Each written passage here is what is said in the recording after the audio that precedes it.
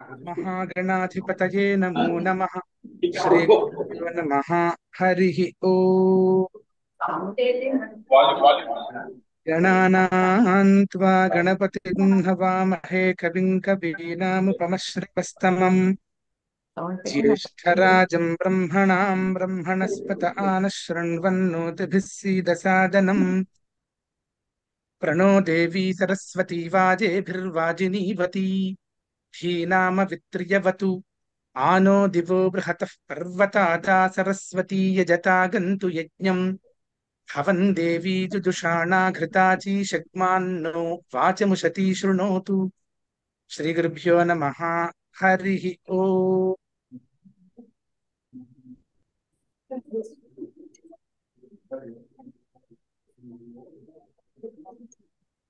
वागीशाद्यास्सु मनसः सर्वार्थानामुपक्रमे यन्नत्वा कृतकृत्या स्युः तन्नमामि गजाननम्।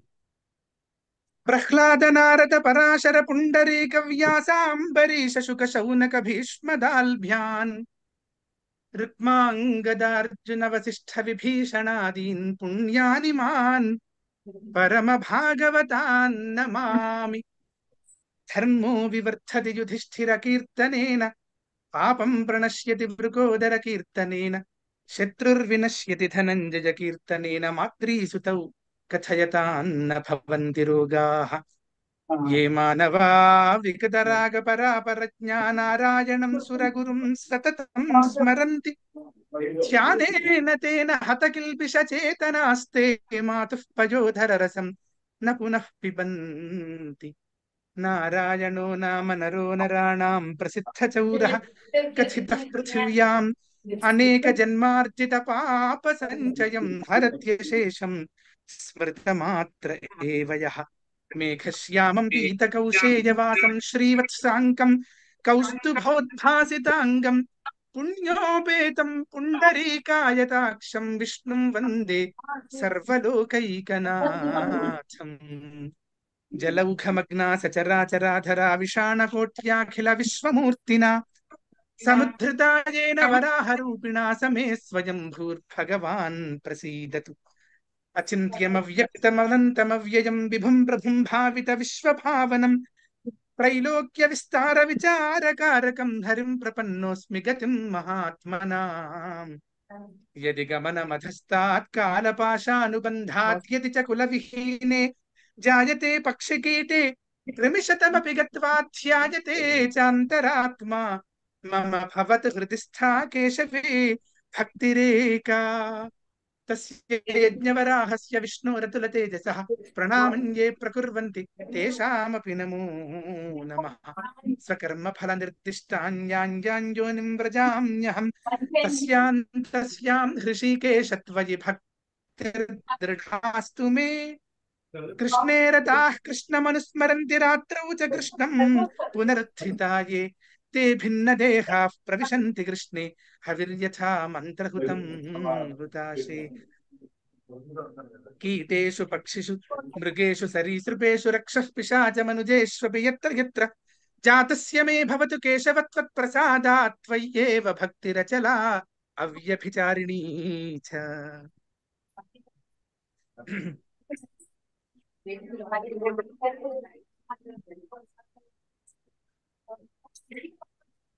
अचतुर्वदनो ब्रह्मा द्विबाहुरपरो हरिः अफाललोचनः शम्भुः भगवान् बादरायणः। అఖండ మానవాళి మీద అనంతమైనటువంటి అవ్యాజమైనటువంటి కరుణతో మానవోద్ధరణ కోసమే జన్మను గ్రహించారా అన్నట్లు అనేకమైనటువంటి గ్రంథములను ప్రణయనము చేసి మానవోద్ధరణకి కోరుకున్నటువంటి మహర్షీంద్రులలో మొదటగా చెప్పబడినటువంటి వ్యాసమునీంద్రవర్యుల పాదపద్మములకు నమస్కరిస్తూ వారిని యవ్వానిగా వర్ణించినారంటే 4 ముఖములు సాక్షాత్తుగా కనపడనప్పటికీ కూడా బ్రహ్మయే అన్నట్లుగా ప్రకాశించేటువంటి వ్యాసమునీంద్రులకు 2 చేతులుగా ఉన్నప్పటికీ కూడా చతుర్భుజ విశిష్టుడిగా కనిపించేటువంటి వర్ణింపబడినటువంటి నారాయణునిగా కీర్తింపబడినటువంటి వ్యాసమునీంద్ర వర్యులకు ఫాలలోచనుడు కానప్పటికీ కూడా ఫాలభాగమునందు కన్ను కలిగినటువంటి వాడుగా చెప్పబడినటువంటి సదాశివ అవతారమే అన్నట్లుగా ఉన్నటువంటి శ్రీమద్ వ్యాసమునీంద్ర వర్యుల పాదపద్మములకు భక్తితో నమస్కరిస్తూ ఉన్నాను. వారినొక్కరిని స్మరిస్తే త్రిమూర్తులను స్మరించినట్లే. వారి యొక్క కరుణ అపారమైనది. అంతటి వ్యాసమునీంద్ర వర్యులు అనేక పురాణాలను రచించారు. 18 సంఖ్యగా కలిగినటువంటి పురాణములకు కర్తగా వారిని కీర్తిస్తూ ఉంటాం. అంతటి వ్యాసమునీంద్ర వర్యులు కూడా ఒకానొక సందర్భమునందు ఏదో చింతాక్రాంతులై ఉండగా నారద మహర్షి వచ్చి ఆ చింతకి కారణమును తెలుపగా, ఎటువంటి చింతలకు అయినా సరే పూర్తిగా ఛేదనము కలుగువలనంటే ఎవరి నామ స్మరణం చేత సమస్తము సిద్ధిస్తుందో అట్టి ఆ హరికీర్తనము చేయవయ్యా అని చెప్పినట్లు. అంటే వారికి తెలియదా అంటే తెలియదు అని కాదు. అక్కడ ఆ విధి నిర్ణయం ఆ రకంగా ఉంటుంది. అందుచేత శ్రీమన్నారద మునీంద్ర వర్య ఉపదిష్టమైనటువంటి ఆ వాక్యములను యథాతథంగా గ్రహించి భాగవత పురాణ గ్రథనము చేశారు అనేటువంటి మాట మనం వింటూ ఉంటాం. అట్టి మహనీయ వ్యాసమునీంద్ర వర్యులు ఇటువంటి ఉత్తమోత్తమైన వంశముందు జన్మించారు అంటే వ్యాసం వసిష్ఠనప్తారం శక్తే పౌత్రం అకల్మషం పరాశరాత్మజం వందే శుకతాతం తపోనిధిం. తపస్సు అనేటువంటి మాటకు ఉదాహరణ రూపకంగా మూర్తిభూతంగా నిలిచినటువంటి ఆ వ్యాసమునీంద్ర వర్యులు సాక్షాత్తు వశిష్ఠుల వారికి మునిమనవలాయి. శక్తి మహర్షుల వారకు మనుమడుగా, పరాశర మహర్షికి పుత్రునిగా, ఇంకా చెప్పవలన భాగవతము అనేటువంటి అమృతము ఎవరి నోటి నుంచి అయితే దొర్లి వచ్చిందో అంతటి పరమహంసాగ్రణిగా చెప్పబడినటువంటి శ్రీ శుకాచార్యుల వారికి సాక్షాత్తు జనకులుగా ఉన్నటువంటి శ్రీమద్ వేదవ్యాసమునీంద్ర వర్యుల పాదపద్మములకు మరల నమస్కరిస్తూ ఉన్నాం. అంతటి వ్యాసమునీంద్ర వర్యుల వారు ఈ భాగవత రచన చేసి ఉన్నారు. భాగవతంలో ఉండేటువంటి 12 స్కంధములు కూడా ఆ హరి యొక్క పాదాది కేశపర్యంతంగా కేశాంతముగా ఉన్నటువంటి వర్ణనయే అని కౌశిక సంహిత అనేటువంటి గ్రంథమునందు చెప్పినట్లుగా మనము గ్రహించవచ్చు. ఆ ప్రథమ స్కంధం ఏదైతే ఉన్నదో అది పాదము నుంచి మోకాళ్ల వరకు ఉన్నటువంటి భాగమాయే. అంటే చేసినటువంటి భాగవత రచన అంతా కూడా శ్రీకృష్ణ స్వరూపమే అని వారు ధ్యానించి ఆ రచన చేశారు. కాబట్టి ఎప్పుడైనా సరే ఆరంభం కూడా ఏ రకంగా ఉన్నది అంటే, పాదములను ఆశ్రయించి ఉన్నాను, పాదములను గ్రహించు అనేటువంటి తాత్పర్యం సర్వే వేదా యత్పదమామనంతి అనేటువంటి వాక్యం కూడా పెద్దలు చెప్పగా మనం వింటూ ఉంటాం. అన్ని వేదముల యొక్క సారభూతం ఏ పదముగా చెప్పబడినదో అని. అందుచేత అటువంటి శ్రీకృష్ణ పదస్థానీయం అయినటువంటి ఈ ప్రథమ స్కంధము, అలాగే ద్వితీయ స్కంధము కటిపర్యంత భాగంగా చెబుతూ ఉంటారు.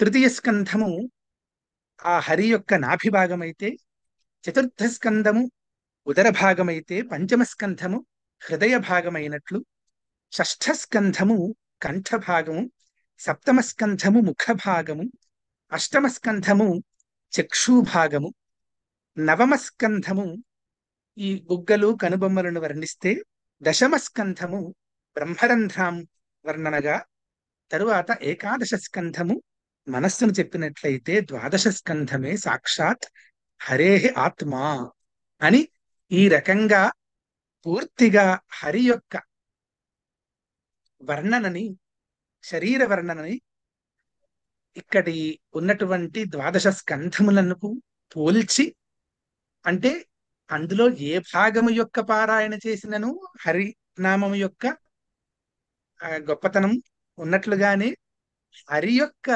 శరీర వర్ణన చేసినట్లుగానే జరుగుతూ ఉన్నది. అట్టిది ఈనాడు భగవద్ అనుగ్రహంతో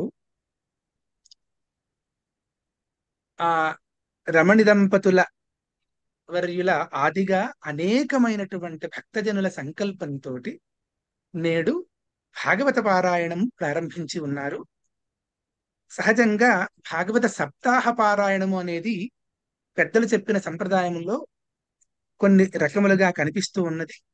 అందులో ఒక భాగమునందు, ఒక పద్ధతి యందు ప్రథమ స్కంధ ప్రథమాధ్యాయం నుంచి తృతీయ స్కంధ అధ్యాయం, కొన్ని అధ్యాయముల వరకు కూడా పారాయణ చేయటం, దానికి సంబంధించినటువంటి వ్యాఖ్యానము చేయటం ప్రథమ దివసము నాడు చేయవలసినటువంటి కర్తవ్యము అని పెద్దలు నిర్ణయించినట్లుగా తెలుస్తూ ఉన్నది. అందుచేత ఈ భాగవతము అనగానే సాక్షాత్తు విష్ణువు ప్రోక్తంగానే చతుశ్లోకి భాగవతంగా మనకి కానవస్తూ ఉన్నది. అహమేవాసమేవాగ్రే నాణ్యత్యత్ సతసత్పరం పశ్చాదహం యదేతచ్చ యో వశిష్యేత సోస్మ్యహం. నేనే ముందు ఉన్నాను, మధ్య ఉన్నాను, చివరిగా ఎవరైతే అనుకుంటున్నారో దేనికి చివరిగా, ఆ చివరిగాను నేనే ఉన్నాను. అంటే ఎప్పుడూ మారని వస్తువుగా, అవిచ్ఛిన్నముగా ఉన్నటువంటి వస్తువుగా నేను ఉన్నాను. ఋతేర్థం యత్ ప్రతీయేత న ప్రతీయేత చాత్మని తద్విద్యాదాత్మనో మాయాం యథా భాసు యథా తమః. ఆత్మ యొక్క నిజమైన తత్వం ఎప్పుడు అవగాహన అవుతుంది అంటే, ఆ పొరలు పొరలుగా కమ్ముకుని ఉన్నటువంటి ఆ మాయ నిర్మూలనం జరిగితే చాలు. అది కూడా ఎలా జరుగుతుంది అంటే వారి అనుగ్రహమే కావాలాయే. అందుచేత అట్టి మాయా నిర్మూలన సిద్ధికి, ఆత్మవస్తు సిద్ధికి కూడా కర్త అయినటువంటి నారాయణుడిగా నేనే ఉన్నాను అని చెబుతూ, యథా మహంతి భూతాని భూతేషు ఉచ్చావచేష్వపి ప్రవిష్టాన్యప్రవిష్టాని తథా తేషు నతేష్వహం. చక్కగా మంచి పోలికతో అన్ని భూతముల యందు నేను ఉన్నాను అని చెప్పి ఉన్నారు. ఏతావదేవ జిజ్ఞాస్యం తత్వజిజ్ఞాసునాత్మనః అన్వయ వ్యతిరేకాభ్యాం యత్ స్యాత్ సర్వత్ర సర్వదా. ఇప్పుడు చెప్పినటువంటిది ఏవైతే నా స్వరూపంగా చెప్పి ఉన్నానో 3 శ్లోకములనందు, అది తెలుసుకుంటే చాలయ్యా, అదే తత్వము. తత్వజిజ్ఞాసుగా ఎవరైతే ఉన్నారో వారు దీనిని గ్రహించినట్లయితే తత్వజ్ఞులు అయినట్లే అనేటువంటి భావం కలిగినటువంటి ఇది 4వ శ్లోకముతో దీనిని చతుశ్లోకి భాగవతంగా చెప్పినట్లు మనకు తెలుస్తూ ఉన్నది. ఈ సందర్భమునందే ఏకశ్లోకి భాగవతం అని ఏదైతే చెప్పి ఉన్నారో దాని యొక్క స్మరణ కూడా చేసుకోవటం సంప్రదాయం. కాబట్టి ఆదౌ దేవకి దేవి గర్భజననం గోపీ గృహే వర్ధనం మాయాపూతన జీవితాపహరణం గోవర్ధనోద్ధారణం కంసచ్ఛేదన కౌరవాది హననం కుంతీసుతా పాలనం హి ఏతత్ భాగవతం పురాణ కథితం శ్రీకృష్ణ లీలామృతం. ఋషితుల్యులైనటువంటి మహర్షి తుల్యులుగా ఉన్నటువంటి మానవులు వారు చెబితే ఎక్కడ ఎక్కడ ఏ ఘట్టాలని గ్రహించి ఏకశ్లోకిగా చేయాలో వారికి తెలుస్తుంది. సంప్రదాయంలో ఉన్నటువంటి ఈ శ్లోకం నందు దేవకీ దేవి గర్భమునందు జననించినటువంటి ఆ కృష్ణునకు నమస్కరిస్తున్నాను అని ప్రారంభించి అందులో ఉన్నటువంటి అంశాలు, ఆ గోపకులంలో ఏ రకంగా వారు పెరిగారు, పుట్టుట పెరుగుట అనేటువంటిది చాలా ముఖ్యం కాబట్టి, తర్వాత కొందరి రాక్షసులను ఏ రకంగా సంహరించారు అంటే, రాక్షసులు అనేవారు విడిగా మనకంటే వేరే ఉన్నారనేటువంటి భావన ఏమి చేసుకోవాల్సిన అవసరం లేదు. అరిషడ్వర్గ రూపంలో ఉన్నటువంటి రాక్షసులు అందరూ కూడా మన యందే ఉన్నారు కాబట్టి మనమే అతత్ రాక్షస రూపాన్ని ఎత్తుతూ ఉంటాం కాబట్టి ఆ రాక్షస నిర్మూలనకై మనం శ్రీకృష్ణ పదములను పట్టుకున్నట్లయితే అతత్ రాక్షస నిర్మూలన జరుగుతున్నట్లుగా నాబోటిగా అందరకు తెలుసుకుంటే సరి అనేటువంటి భావమా అని తెలుస్తూ ఉంటుంది. గోవర్ధన పర్వతాన్ని ఉద్ధరించినటువంటి శ్రీకృష్ణులకు నమస్కరిస్తూ, అదే రకంగా కంసచ్ఛేదనునిగా కౌరవులను అందరినీ మట్టు పెట్టినటువంటి వానిగా, ఎందుకంటే కౌరవులను అందరినీ పాండవోత్తముడైనటువంటి అర్జునుడు చెబుతాడు నేను చేయలేకుండా ఉన్నాను అని అన్నప్పుడు చాలా కావలసినటువంటి ఉత్ప్రేరదాయకమైనటువంటి మాటలను అన్నింటినీ అందించి ఒక సందర్భంలో వారు అంటారు, మయైవేతే నిహతా పూర్వమేవ నిమిత్త మాత్రం భవ సవ్యసాచిన్. నా చేతే అందరూ చంపబడుతున్నారయ్యా, కర్తవు నీవు కాదు సుమి అనేటువంటి భావాన్ని కలిగి ఉండడమే పరమతత్వ తాత్పర్యంగా కనిపిస్తూ ఉంటుంది. కర్తను నేను అని ఎప్పుడైతే అనుకోకుండా కర్మలు చేయబడుతూ ఉన్నాయో ఏ వ్యక్తి చేత అయితే, అటువంటి వ్యక్తికి నమస్కరిస్తే చాలు. అటువంటి భావానికి అకర్తృత్వ భావనతో కర్మ చేసేటువంటి స్థాయిని పొందడానికి ప్రయత్నము చేయుగాక అనేటువంటి తాత్పర్యభూతమైనటువంటి ఆ శ్లోకము ఈ సందర్భంలో గుర్తుకు వచ్చింది కాబట్టి స్మరించి ఉన్నాను. అందుచేత కౌరవాది హరణం జరిగింది.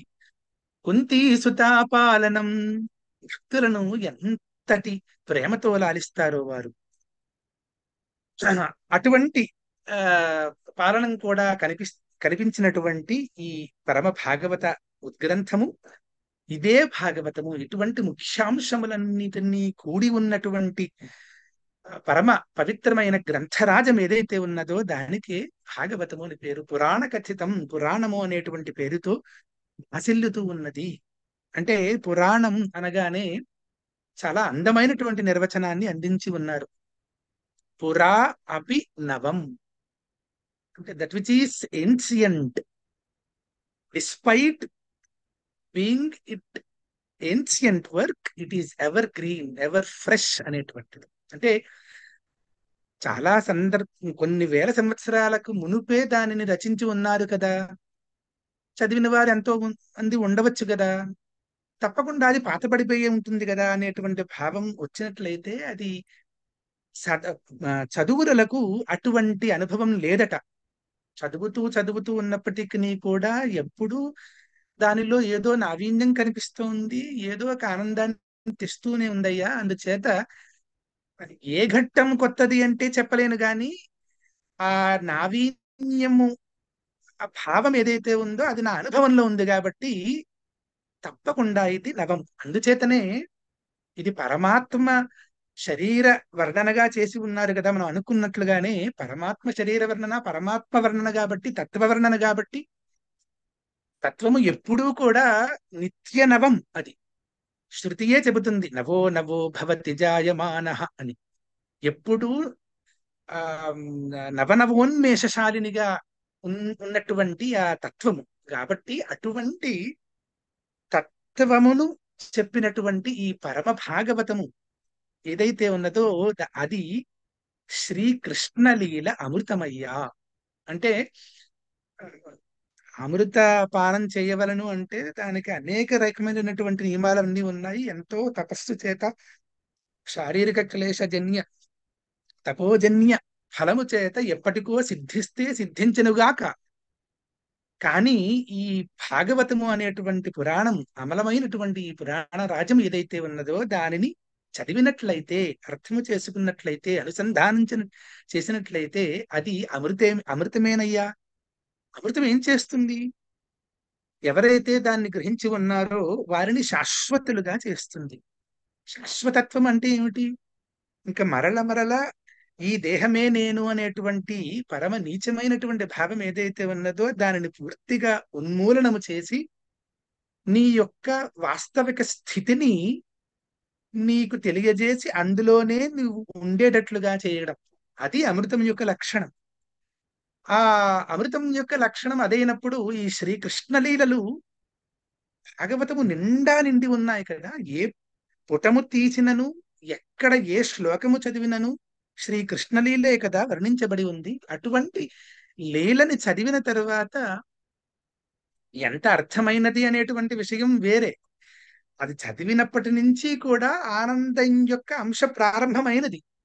ఆనందం యొక్క ఆ స్తరము ఏదైతే ఉన్నదో అది నెమ్మది నెమ్మదిగా పెరుగుతూ పెరుగుతూ ఉంటుంది మనలో. దాని యొక్క దానికి సరిపడేటటువంటి ఔచిత్యము, ఆ గ్రహణ శక్తులు అన్నీ కూడా పెరుగుతూ ఉండే కొద్దీ కూడా ఆనంద శాతం పెరుగుతూ ఉంటుంది. చివరికి ఆనందంలో ఉండి ఆనందమే నేనుగా ఉండటం, అది తాత్పర్యం. అదే అమృతత్వ స్థితి. అటువంటి అమృతత్వ స్థితి ఎక్కడ ఉందయ్యా అంటే ఎక్కడికి వెళ్ళక్కర్లేదు.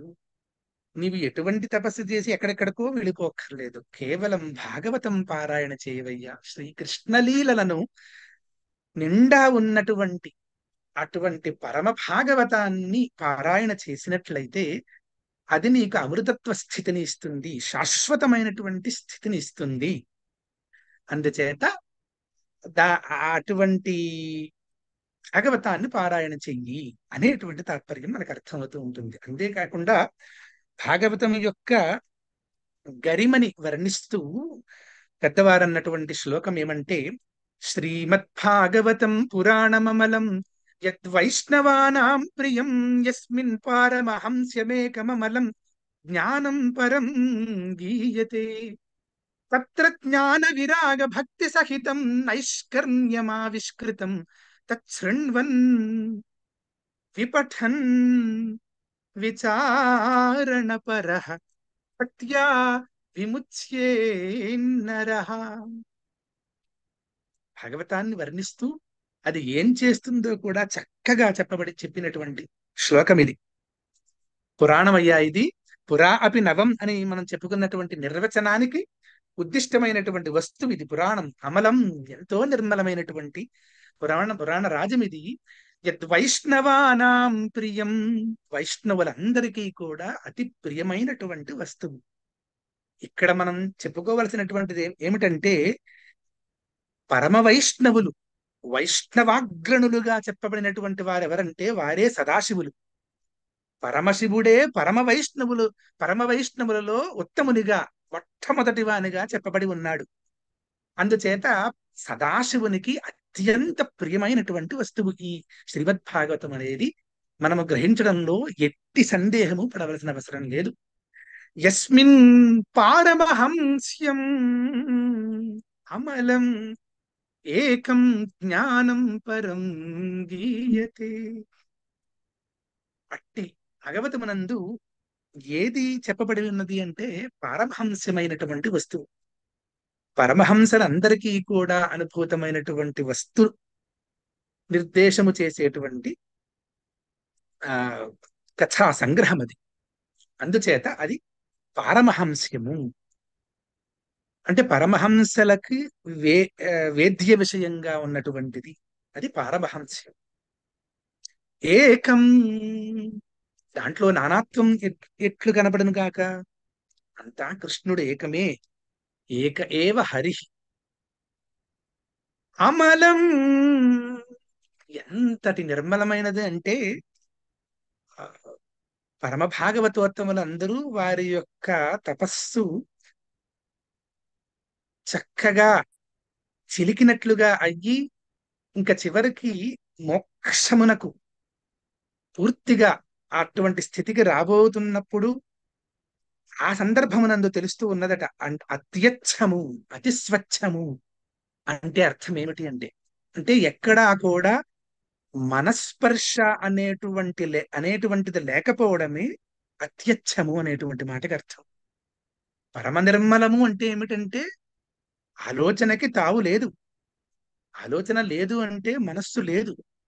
మనస్సు ఎక్కడున్నదాయే? మనస్సు నిలీనమయ్యే. మనస్సు నిలీనమవ్వడం అంటే ఏమిటి? హృదయం అయ్యే. హృదయం అంటే ఏమిటి? హృదయమే ఆత్మ. ఆత్మ అంటే తదేవ బ్రహ్మ. అది అటువంటి అమరమైనటువంటి వస్తువు జ్ఞానం పరం గీయతే. ఆ అమరమైన వస్తువే పరం జ్ఞానం. దానికే పరజ్ఞానం అని పేరు. ఎందుకంటే అటువంటి జ్ఞానము ద్వారానే కైవల్య సిద్ధి అని ఆచార్యవర్యులందరూ కూడా వారి అనుభవం చేత చెప్పినటువంటి వాక్యం అది. దానికి విరుద్ధంగా చెప్పబడినటువంటి అంశం ఎక్కడా కానరాదు. మహనీయులందరూ కూడా చెప్పేటువంటి విషయం ఒక్కటే. చెప్పినటువంటి రీతులు వేరుగా మనకి కనిపించినప్పటికీ కూడా చెప్పబడినటువంటి విషయం ఒక్కగానే తోస్తుంది. ఎందుకంటే అనుభవం ఒక్కటే కాబట్టి. తత్ర జ్ఞాన విరాగ భక్తి సహితం నైష్కర్ణ్యమావిష్కృతం. ఏ వస్తువు చెప్పబడినదయ్యా? పరమైనటువంటి ఉత్కృష్టమైనటువంటి జ్ఞానం ఉన్నది అని చెప్పినారు కదా. అది బాగుగానే ఉంది. ఏ రకంగా చెప్పినట్లయితే అంటే అక్కడ నైష్కర్మ్య సిద్ధి అనేటువంటి ఒక ఉద్గ్రంథము, ప్రాతస్మరణీయులైనటువంటి ఆదిశంకరాచార్య విరచితమైనటువంటి ఉద్గ్రంథము. అది నైష్కర్మ్య సిద్ధి అంటే ఏమిటంటే కర్మ లేకుండా ఉండడం. అంటే ఏమి చేయకుండా ఖాళీగా కూర్చోవడమా? రిక్తహస్తాలతో కూర్చుని ఉండటం అదే నైష్కర్మ్య సిద్ధి అంటే అది తప్పుగా గ్రహించినట్లే అవుతుంది. నైష్కర్మ్యము అనే దానికి కర్మలు నా చేత చేయబడుతున్నాయి అనేటువంటి భావ శూన్యత, పూర్తిగా ఏమాత్రము స్పర్శ మాత్రమునంద్రేనూ లేదు. అటువంటి స్థితిని చేరుకోవటం. కర్మలు ఏదైనా హరి యొక్క సంకల్పము ద్వారా జరగాలి అంటే అవి జరిగి తీరుతాయి. నీ యొక్క ఆసక్తి అనాసక్తి అక్కడ అవసరం లేదా? కానీ నీవు నేను చేస్తున్నాను అనేటువంటి భావమునకు అతీతుడుగా ఉన్నట్లయితే గనక నీవే కేశవుడాయి. అటువంటి నైష్కర్మ్య స్థితిని జ్ఞానము, వైరాగ్యము, భక్తి అనేటువంటి ఆ తత్సాధ్య వస్తువులు ఏవైతే ఉన్నాయో ఆ వస్తువుల ద్వారా చాలా చక్కగా నైష్కర్మ్యము ఆవిష్కరింపబడినదయ్యా ఈ పరమ భాగవతమునందు అని చెప్పినారు. తరువాత అంటున్నారు, ఇప్పుడు మనందరం చేయబోతున్నాం కాబట్టి, తచ్ఛృణ్వన్. అటువంటి పరమ భాగవతమును శ్రీకృష్ణ లీలలతో పూర్తిగా నిండి ఉండి మనందరకు కూడా అవిచ్ఛిన్నమైనటువంటి ఆనందమును అందించగలిగేటువంటి భాగవతమును ఎవరైతే వింటారో విపఠన్. మామూలుగా పఠన్ అంటే చదువుతూ ఉండడం, చదివిన వారికే చాలా గొప్ప ఆనందాన్ని కలుగు చేసి తీరుతుంది.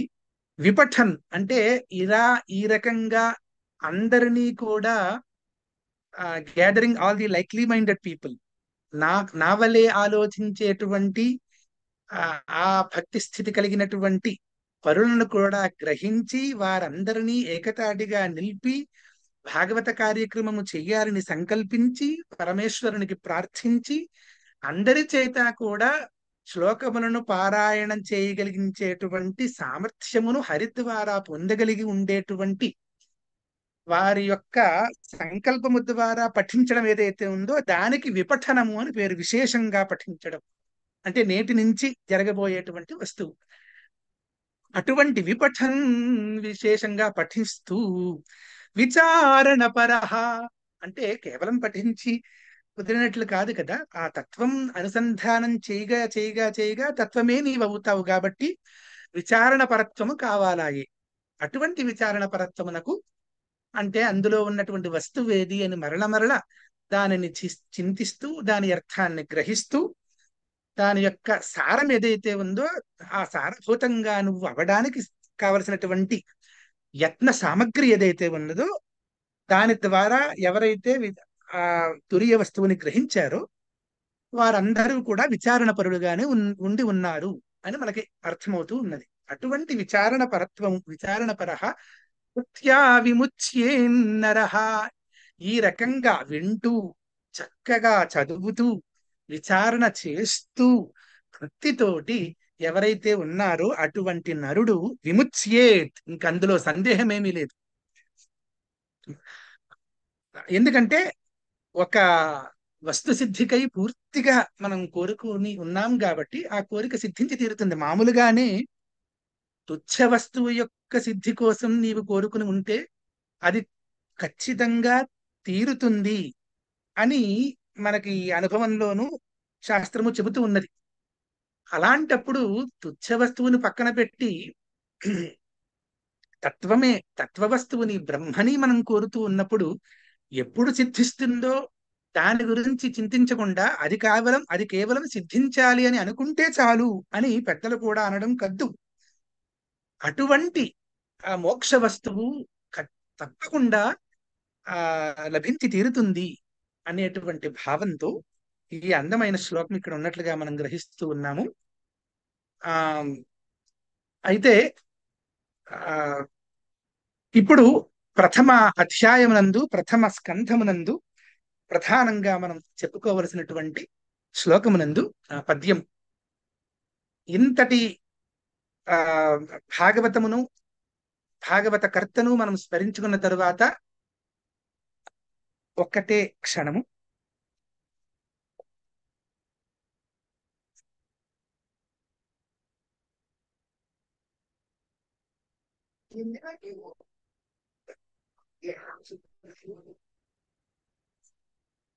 శ్రీ కైవల్య పదంబు చేరుటకునై చింతించెదన్ లోకరక్షైకారంభకు భక్త పాలన కళా సంరంభకున్ దానవోద్రేక స్తంభకున్ కేళిలోల విలసదృగ్జాల సంభూత నానాకంజాత భవాండ కుంభకున్ మహానందాంగనాడింభకున్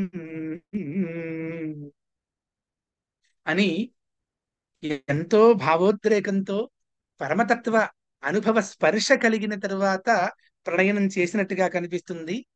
వ్యాసమునీంద్రవర్యుల అంశతో జన్మించారా అన్నట్లు జన్మించినటువంటి మన తెలుగునాట జన్మించినటువంటి పరమ భాగవతోత్తములలో ఒకరిగా కనిపిస్తూ ఉన్నటువంటి ఆ శ్రీమద్ పోతనామాత్య వర్యుల చేత రచింపబడినటువంటి ఈ ఆంధ్ర మహాభాగవతం యొక్క పారాయణము నేటి నుంచి ప్రారంభం అవుతూ ఉన్నది. దానిలోనే ఈ మొదటి పద్యమునందు వారు చాలా స్పష్టంగా చెప్పి ఉంటారు. కైవల్య పదము కోసం ఆ హరిచేతే ఆజ్ఞ పొందినవాడనై వారి పలుకుగానే పలుకుతూ వారి పలుకులే అవి. అటువంటి పలుకులు పలుకుటకు నాకు సామర్థ్యమునిచ్చినటువంటి హరికి నమస్కరిస్తూ నేను తెలుగులో రచిస్తూ ఉన్నాను. వ్యాసమేంద్ర ప్రణీతమైనటువంటి పరమ భాగవతాన్ని తెలుగు ఆంధ్రీకరిస్తూ అందరికీ కూడా ఎవరైతే కైవల్య పదమును చేరుటకు ఇచ్ఛుకులుగా ఉన్నారో వారందరికీ కూడా తత్సిద్ధి కలుగుగాక అనేటువంటి భావముతో ఈ ఆంధ్ర భాగవత ప్రణయనం చేస్తూ ఉన్నాను అని చెప్పి ఆ పోతనామాత్య వర్యుల వారు మనందరికీ కూడా ఎంతో అమృతతుల్యమైన ఈ ఆంధ్ర భాగవతాన్ని అందించి ఉన్నారు. ఈ నేటికి సంబంధించినటువంటి అంశమును ఈ రకంగా కొంత భాగమును సమయము లోపులుగానే మాట్లాడినటువంటి అవకాశము నాకు ఇచ్చినటువంటి పెద్దలందరికీ కూడా ఒక మాట నమస్కరిస్తూ మరల వ్యాసమునీంద్ర వర్యులకు శ్రీమద్ పోతనామాత్య వర్యుల వారకు పరమ భాగవతోత్తముల అందరికీ కూడా మరల నమస్కారములను సమర్పిస్తూ ఇంతటితో నా వాగ్వ్యాపారాన్ని ఉపసంహరిస్తూ ఉన్నాను. ధన్యవాదములు. నమస్కారం. హరి ఓం తత్సత్. సర్వదా భగవద్ అనుగ్రహ సిద్ధి.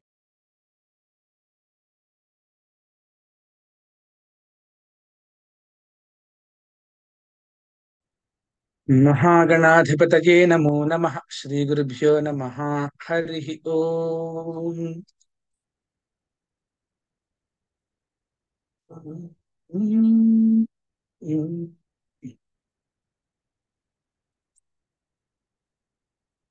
మహాగణాధిపతయే నమో నమః. శ్రీ గురుభ్యో నమః. హరి ఓం. గణానాం త్వా గణపతిగం హవామహే కవిం కవీనాముపమశ్రవస్తమం జ్యేష్ఠరాజం బ్రహ్మణాం బ్రహ్మణస్పత ఆనశృణ్వన్నోతిభిः सीदसादनम् प्रणो देवी सरस्वती वाजेभिर्वाजिनीवती धीनामवित्र्यवतु आनो दिवो बृहतः पर्वतादा सरस्वती यजतागन्तु यज्ञम् हवन् देवी जुजुषाणा घृताचीषग्मान्नो वाचमुशती शृणोतु. श्रीगुरुभ्यो नमः. हरिः ओम्.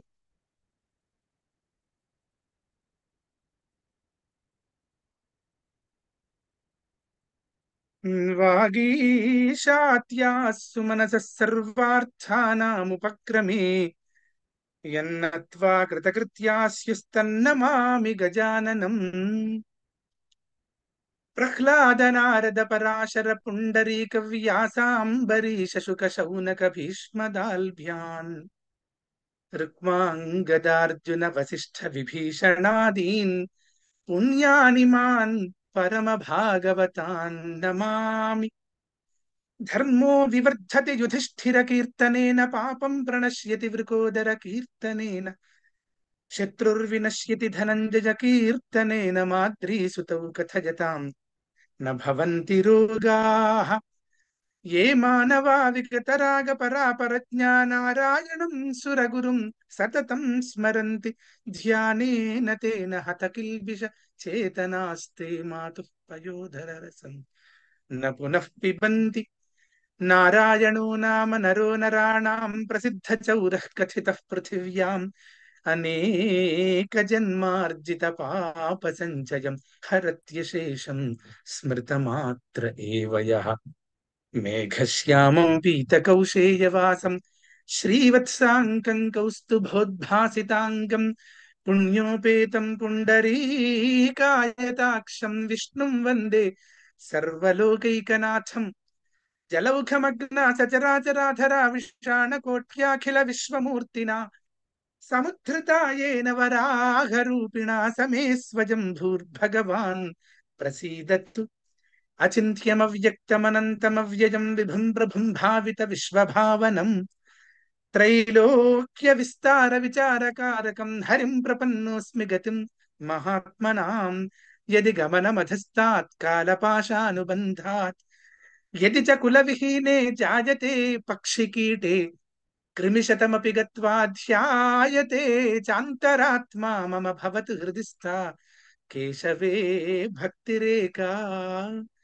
तस्य यज्ञवराहस्य विष्णोरतुलतेजसः प्रणामञ्जे प्रकुर्वन्ति तेषामपि नमो नमः. सकर्मफलनिर्दिष्टान् यान् योनिं व्रजाम्यहं तस्यां हृषीकेश त्वयि भक्तिर्दृढास्तु मे. कृष्णे रताः कृष्णमनुस्मरन्ति रात्रौ च कृष्णं पुनरुत्थिता ये ते भिन्नदेहाः प्रविशन्ति कृष्णे हविर्यथा मन्त्रहुतं हुताशे.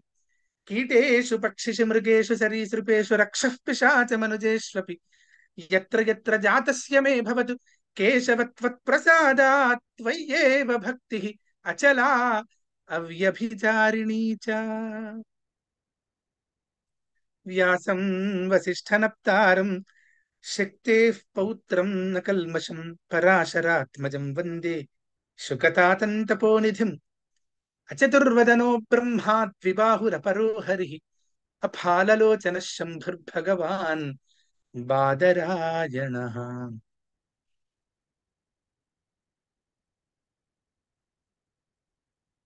ఎల్లలు లేనటువంటి ఎంతో దయతో పరమ కారుణ్య స్వరూపుడిగా ఉన్నటువంటి శ్రీమద్ వ్యాసమునీంద్రవర్యులు ఎన్నో గ్రంథాలను జనోద్ధరణ కోసమై రచించి దాని ద్వారా ఎంతో జనోద్ధరణకు కూడా కారకులైనటువంటి మహర్షి ఇంద్రులు వారు. వారు రచించినటువంటి అనేకమైనటువంటి పురాణములలో ఒక పురాణ రాజముగా కీర్తింపబడినటువంటిది కృష్ణ భాగవతం. భగవంతుని లీలలు నిండి ఉన్నటువంటి ఒక వర్ణన విశేషమది. దానిని స్మరించుకోవటం వల్ల సామాన్యంగా చదువురి యొక్క స్థితిగతులను అనుసరించి వారికి కలిగేటువంటి ఆనందం ఉంటూనే ఆనందమే బ్రహ్మానందములకు కారణమవుతుంది. This journey is very interesting.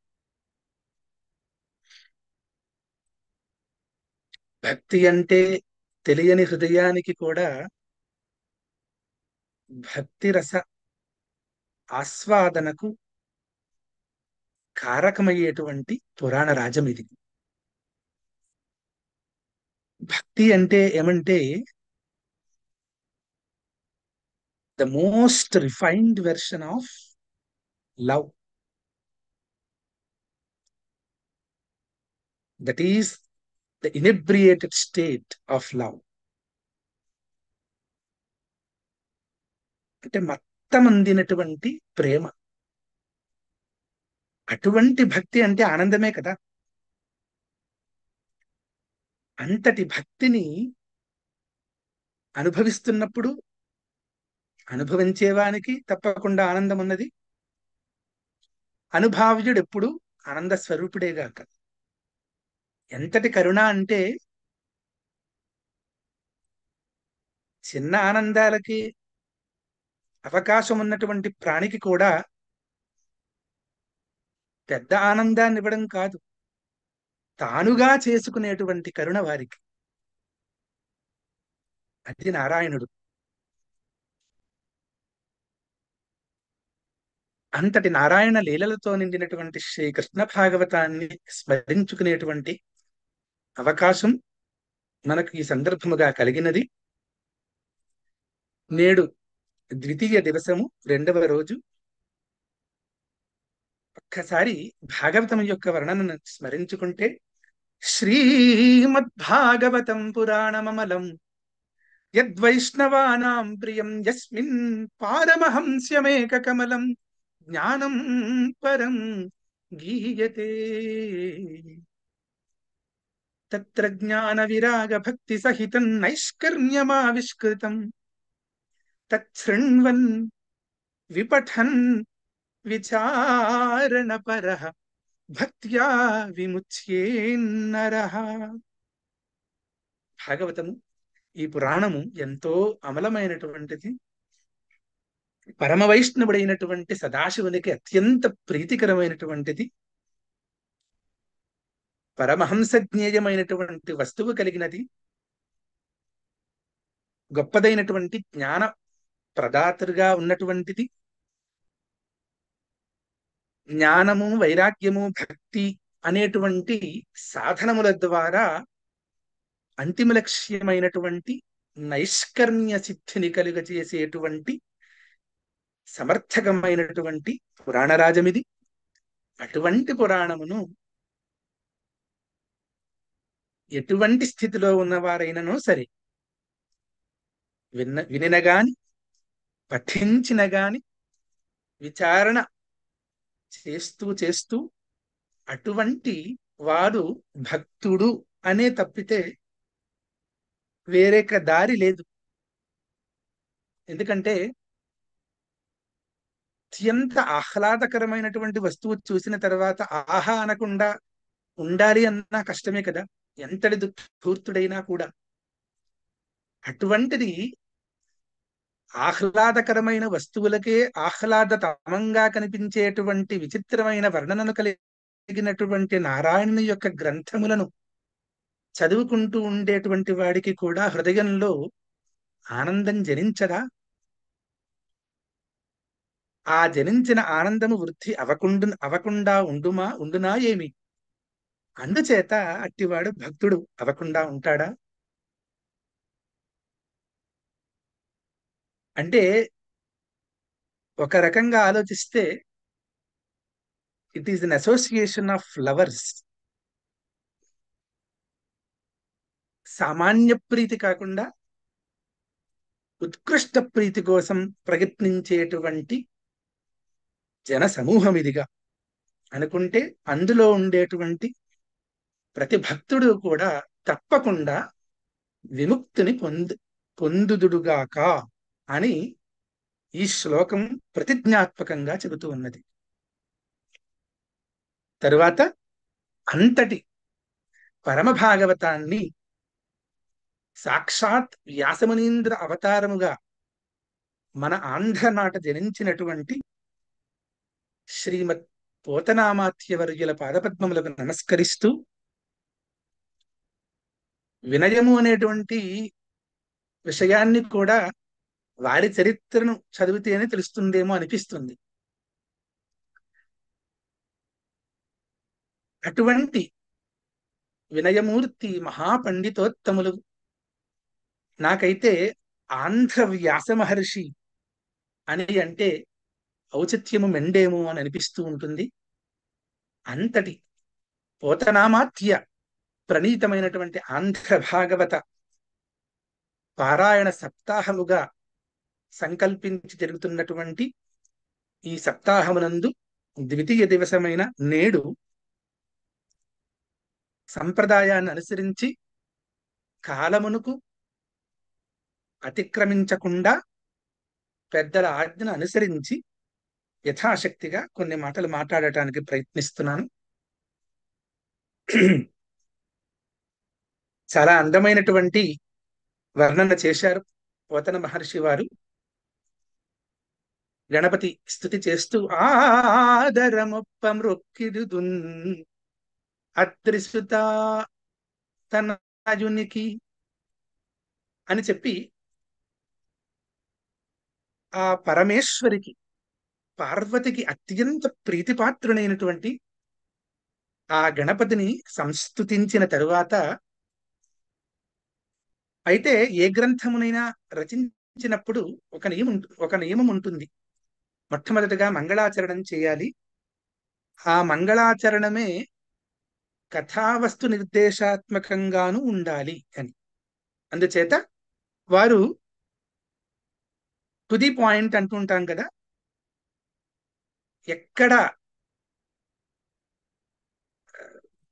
ఆ విషయాలు ఈ విషయాలు చెబుతూ విషయాన్ని దాటిస్తూ అటువంటి విధంగా కాకుండా ఏదో కొంచెం తరువాత చెబుదాంలే అని అనావశ్యక విలంబానికి కూడా దారి తీయకుండా మొదటి వాక్యములోనే లక్ష్యాన్ని గురించి చెబుతూ ఉంటూ ఆ మంగళాత్మకమైనటువంటి పద్యంలో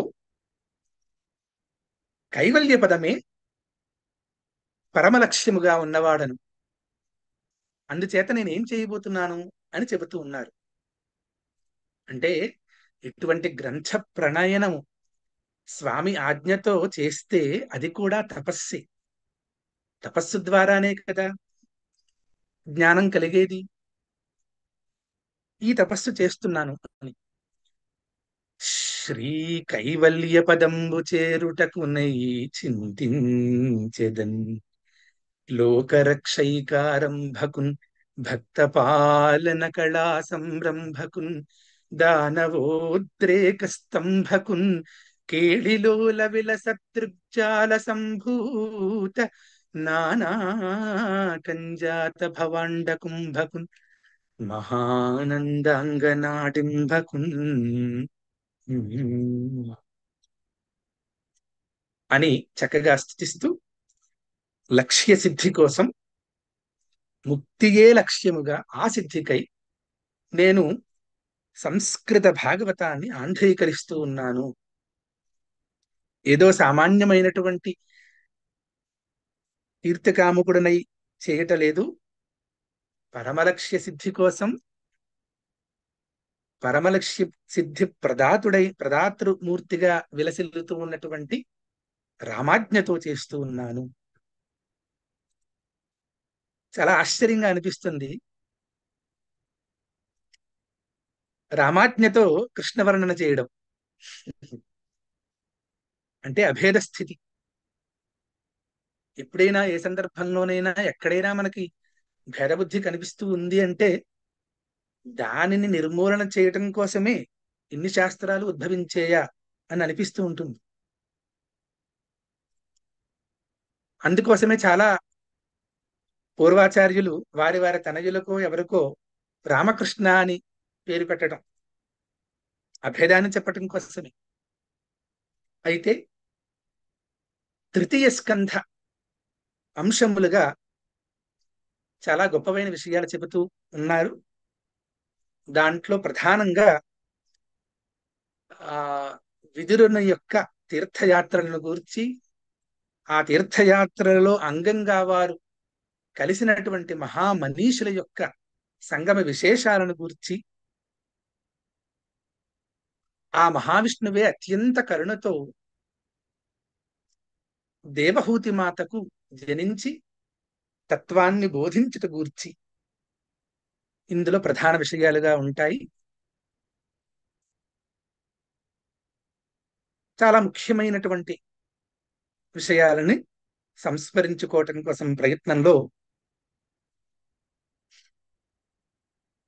కంటిన్ కంటి భవాబ్ధి దాటగ కంటిన్ ఆశ్రిత రక్షకున్ కంటి యోగి జనంబుడి అందము గంటి చుట్టము గంటి ముక్కంటికిన్ కనరాని ఎక్కటి కంటి తామర కంటి జేకుంటి ముక్తి నిధానముందల కుంటి సౌఖ్యములందగన్.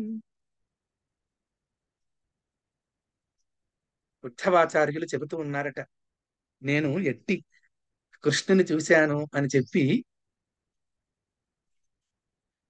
విదురులు ఎంతో ప్రశ్రయభావంతో అడుగుతూ ఉంటే చెప్పారు. అంటే ఆత్మదర్శనం అయింది అని చెప్పటం, భగవంతుడు బయట ఉండడం ఏమిటి, ఎక్కడో కనిపించడం ఏమిటి? ఆత్మదర్శనం it's a spark in one's heart. అది ఏ రకంగానైనా గోచరించుగాక. ఏ లోకమైనా ఎక్కడైనా ఎక్కడ ఉంది అడిగితే మహర్షులు వారు చెప్పారట, మనస్సునందే ఉన్నదని.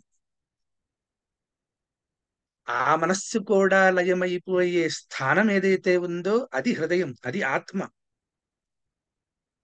దహ్రం విపాపం పరమేష్మభూతం యత్పుండరీకం పురమధ్య సగ్నిస్థం తత్రాపి దహ్రం గగనం విశోకః తస్మిన్ యదంతస్తదుపాసితవ్యం.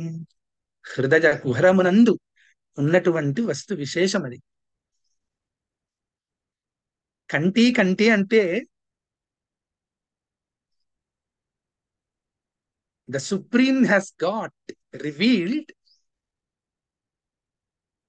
In a flash of spark. ఆ దర్శనం అట్టి దర్శనం అయినప్పుడు ఎలా అయిందో చెప్పడం అన్నమాట. దర్శనం అయిన వారు చెబుతున్నప్పుడు, అది అడిగిన వారు వింటూ ఉన్నప్పుడు వారి యొక్క ఆనంద స్థితి ఏ స్తరములో ఉన్నదో మనకెట్లు గోచరించుగాక బుద్ధికి. అందులో ప్రధానంగా యజ్ఞనారాయణ యజ్ఞ వరాహావతార వర్ణనం కనిపిస్తుంది. కాబట్టి దేవ జితం జితంతే పరమేశ్వర జిత యజ్ఞ భావన శృతి శరీర. చాలా పద్యములనందు పోతన గారు సంస్కృత పదములను కొన్నింటిని అటులనే ఉంచారు. దాని యొక్క ఔచిత్యం ఆ సందర్భంలో ఆ రకంగా నిలబడటం కోసం. అంతేగాని ఆంధ్రీకరణ అక్షమత కాదు దాని అర్థం.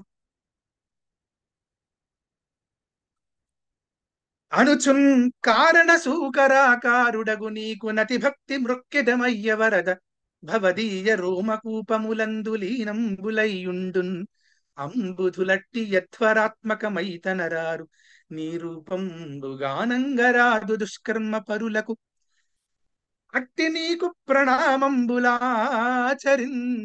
అఖిల జగదేక కీర్తి దయానువర్తి భవ్య చారిత్ర పంకజపత్ర నేత్ర చిరశుభాకార ఇందిరా చిత్తచోర. బ్రహ్మాదులు, బ్రహ్మ మొదలుగా కలిగినటువంటి సురోత్తములందరూ, అందరూ దేవతలు, అందరూ ఒక్కగా ముక్త కంఠంతో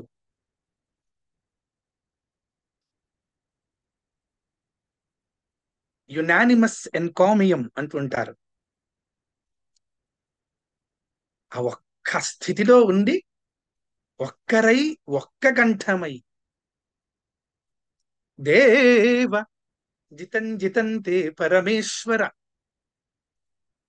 నీకే జయము, జయమే నీది, నీవే జయము. జిత యజ్ఞ భావన సత్కర్మపరుడుగా ఉన్నావు. శృతి శరీరా, ఇక్కడ జిత యజ్ఞ భావన అనేటువంటి విషయంలో వేదముల యొక్క తాత్పర్యము నిర్ణయించటం కోసం ఉదయించినటువంటివే శాస్త్రాది సంపద అంతా కూడా. అందులో ఒకటైనటువంటి దర్శన విశేషము మీమాంసా దర్శనము అంటారు. అందులో అనేక గ్రంథములున్నాయి. ఒకటైనటువంటి గ్రంథము అర్థ సంగ్రహము అనేటువంటి పేరుతో విరాజిల్లేటువంటి గ్రంథము. దాని యందు ధర్మం అంటే ఏమిటి అని ప్రశ్న రూపకంగా ఉంటుంది. వెంటనే వారు సమాధాన రూపకంగా ధర్మం అంటే యాగాదిరేవ ధర్మ. ధర్మం అంటే ఏమిటయ్యా అంటే యాగాది ఏవ ధర్మ. యాగము ఆ రకముగా అంతటి స్థాయితో ఉండేటువంటి భక్తితో జనించి చేసినటువంటి కర్మ అంతా కూడా ధర్మము అని పేరుతో పిలువబడుతున్నాయ్యా అని దాని అర్థం. యజ్ఞ భావన, ధర్మ భావన, ధర్మస్వరూప మన కోసం అది. దుష్టులను సజ్జనులుగా చేసి, సజ్జనులను మోక్ష కాముకులుగా చేసి, తపస్సు ద్వారా తన దగ్గరకు చేర్చుని తానుగా చేయగలిగేటువంటి దక్షత కలిగినటువంటి నారాయణ స్వరూపం అది. శృతి శరీర, వేదములన్నీ కూడా శరీరముగా కలిగిన వాడు.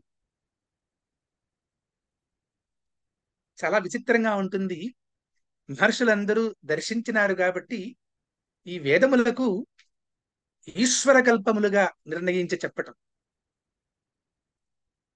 పరమేశ్వరుడు కూడా కర్త అని చెప్పినట్లుగా కానరాదు.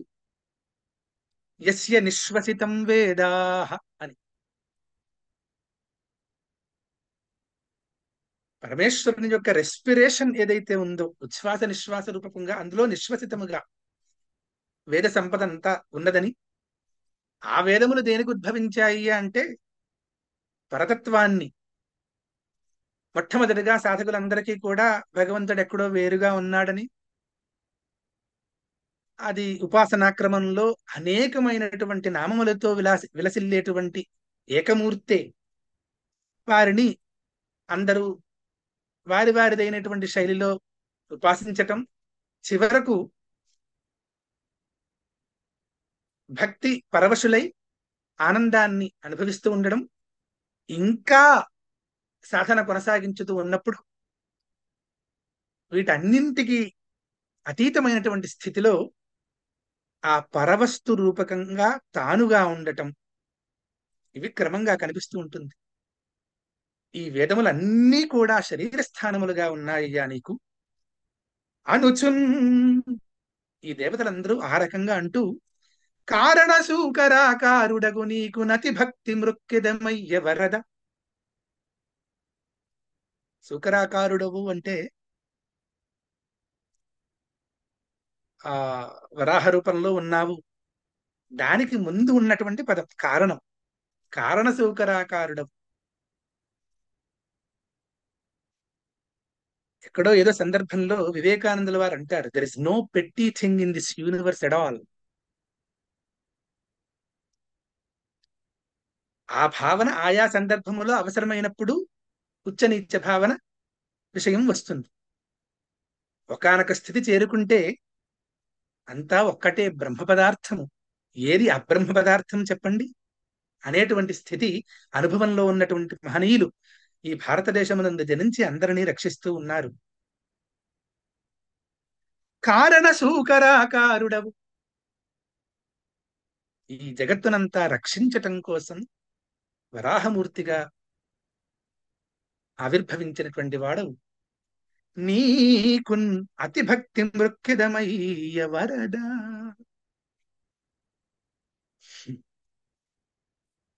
ఎంతటి వారైనా మా పరమేశ్వరుని స్తుతించేటువంటి వారందరూ కూడా వరద అనకుండా ఉండలేరు.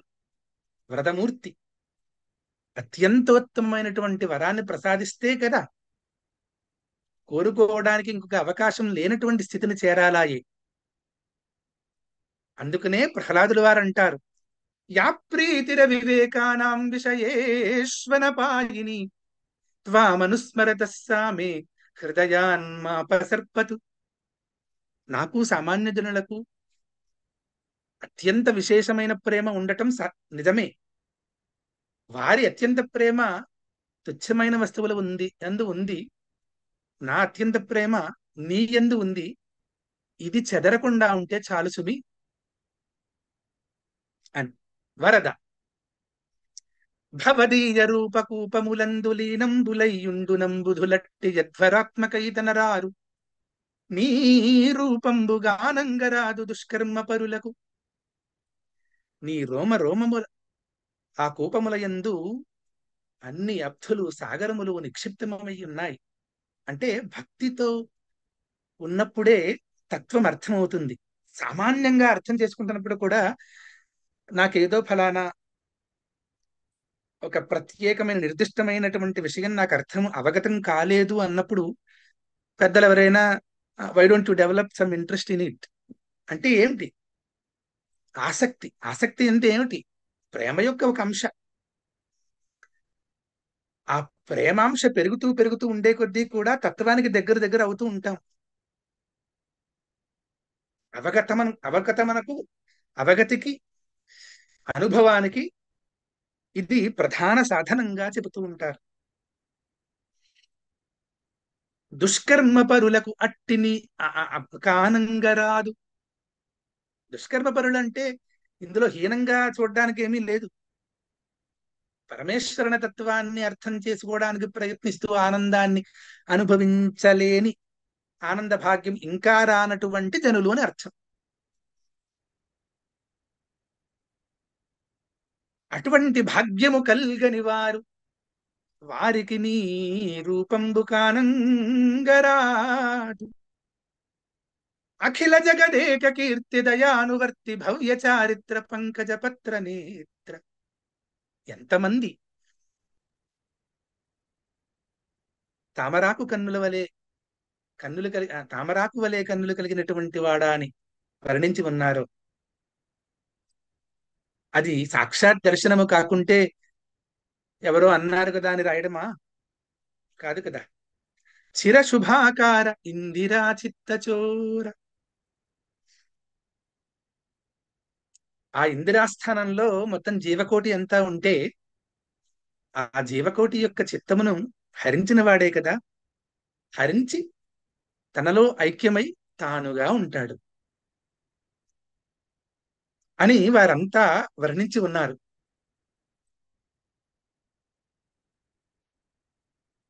ఇంకా ఒక చోట ఈ కపిలుడు దేవహూతికి జనించిన తరువాత,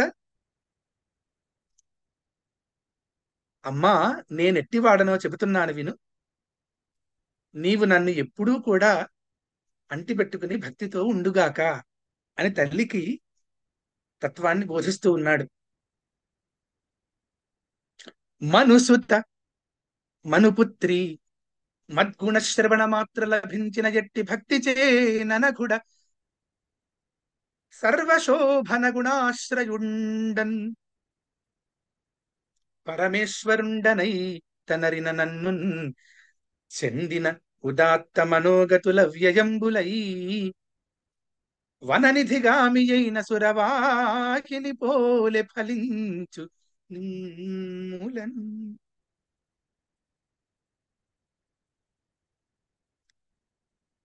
నేను అనఘుడనమ్మా, పాపస్పర్శ లేనటువంటి వాడను. ఆశ్చర్యంగా అనిపిస్తుంది. సహజంగా మనం ఎవరినైనా నిర్ణయించి ఉండాలి అంటే గనక నా యొక్క అవగతిని, జ్ఞానాన్ని, ఆ నా నా సామర్థ్యాన్ని ఆధారం చేసుకుని నిర్ణయిస్తూ ఉంటాను కదా. అదే విధంగా పరమేశ్వరుణ్ణి కూడా నిర్ణయించడంలో పరమేశ్వరుడంతా పరమేశ్వరుడు ఎంత అహంకారం అండి, అనఘుడు అని చెప్పుకుంటున్నాడు. పెద్దవాళ్ళు ఎవరు అలా అనకూడదు కదా. ఈ మాటలు కూడా ఎందుచేతనంటే ఇది ఒక క్రమం, ఇదొక అందరూ చేస్తున్నారు కాబట్టి చేయడం, చాలా సందర్భాల్లో కృత్రిమంగా చేయడం, అందువల్ల వచ్చినటువంటి సమస్య. పరమ కరుణామూర్తి అయినటువంటి వాడు పరిపూర్ణ తత్వము, తత్వస్వరూపముగా ఉండి ఏమి జరుగుతోందో ఆయనకు తప్ప వేరెవ్వరికీ తెలియలేని స్థితిలో ఈ సృష్టిని చేసి తానుగా ఎప్పుడూ నిత్య నిరంతరానంద అబ్ధి స్వరూపముగా ఉన్నటువంటి వాడు పరమకరుణ చేతనే ఉన్న విషయాన్ని చెబుతూ ఉన్నాడు.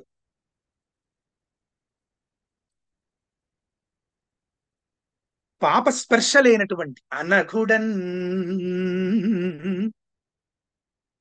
నేనెట్లు తెలియబడదెను అంటే భక్తి చే, అంటే ఈ భక్తి లేనంత స్థితిలో సహజంగా సామాన్యమైనటువంటి అహంకారం ఇది ఎప్పుడు ఎలా ఉంటుంది అంటే ఒక దట్ విచ్ ఈస్ పర్పెండిక్యులర్, లంబకోణం అని అంటూ ఉంటాం కదా. అక్కడ నుంచి నమస్కారం అంటే ఆ లిటిల్ టిల్ట్, ఇన్క్లినేషన్,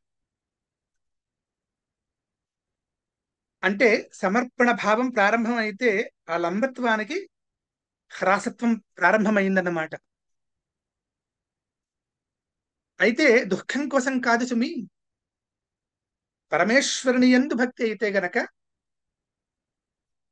లంబత్వమునందు హ్రాసత్వం ప్రారంభమై ఆనంద స్పర్శ కలుగుతూ ఇంకా మరల అహంకారం జరించి వాడు వీడెందుకు, నువ్వు అంతటి వాడవే కదా అనేటువంటి హీనమైనటువంటి ఆలోచనతో వచ్చినప్పుడు మరల పరమేశ్వరుని లీలలు చదువుతూ సమర్పణకు దగ్గరవుతూ సమర్పించుకుంటూ ఆనంద స్థితిని పెంచుకుంటూ చివరికి తానుగా అవడం అంటే దట్ విచ్ ఇస్ ఫ్లాట్, అట్టి స్థితి. అది ప్రేమ, పరమ ప్రేమ అంటే అది. మనం అనుకుంటూ ఉంటాం so called self esteem, self respect. మామూలుగా ఉన్నప్పుడు అది మంచిదే, ఆ రకంగానే ప్రారంభం అవుతుంది ప్రయాణం. కానీ ఈ భక్తి అనేది that which is capable of erasing that so called self, ఆ సమర్పిస్తూ ఉండగా ఉండగా సెల్ఫ్ పోతే ఇంక రెస్పెక్ట్ ఎక్కడుంది? సెల్ఫ్ రెస్పెక్ట్ అంటే సెల్ఫ్ ఉన్నప్పుడు కదా ఉంది అని. నీ అహంకారం ఉంది అని అనుకుంటున్నావు కాబట్టి దాన్ని రెస్పెక్ట్ చేసుకోవాలని ఎవరైనా అంటే నింద నుంచి దుఃఖం అదన్నీ. కానీ ఆ పరమేశ్వరుడు నీ యందు ప్రేమతో నీకొక సెల్ఫ్ ఎక్కడుందిరా అని ఒక్క చట్టున చర్రున చరిస్తే ఆనందవశుడైపోతాడు. దుఃఖ సహజంగా లోకంలో కొడితే దుఃఖం కలుగుతుంది, పరమేశ్వరుడు కొడితే ఆనందం కలుగుతుంది అంటే ఇది అని చెప్పుకుంటూ ఉన్నారు. అందుకని అనగుడనై యజ్ఞభావనతో ఉన్నటువంటి మూర్తి కదా. అనగుడనై సర్వశోభన గుణాశ్రయుడన్ అనంత కళ్యాణ గుణాభిరాముడు అని పెద్దలందరూ కీర్తించారే, అది వారి దర్శన ఫలం అది అని వారు వారి యొక్క స్థితిని యథాతథంగా చెప్తూ ఉన్నారు. పరమేశ్వరుడనై, వీరి ఈశ్వరుడు వారి ఈశ్వరుడు అంటే ఈశ్వరుడికి ఒక ఈశ్వరుడు ఉండాలి కదా.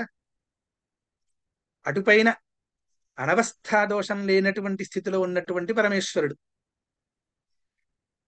అట్టి పరమేశ్వరుడను నేను, నన్ను ఉపాసించమ్మా భక్తితో తత్వసిద్ధి కలుగుతుంది అని ఈ అధ్యాయమునందు తృతీయ స్కంధమునందు మనకు తెలియగూరు కొన్ని ముఖ్యమైనటువంటి విషయాలైతే, చతుర్థ స్కంధమునందు అనేక మహామహుల భక్తుల యొక్క వర్ణనలు ఉన్నాయి. దానవ భక్తోత్తముల యొక్క వర్ణన అందులో ఒకటే ఒకటి శ్లోకం చెప్పుకోవడానికి వీలైతే గనక చెప్పుకోవచ్చు.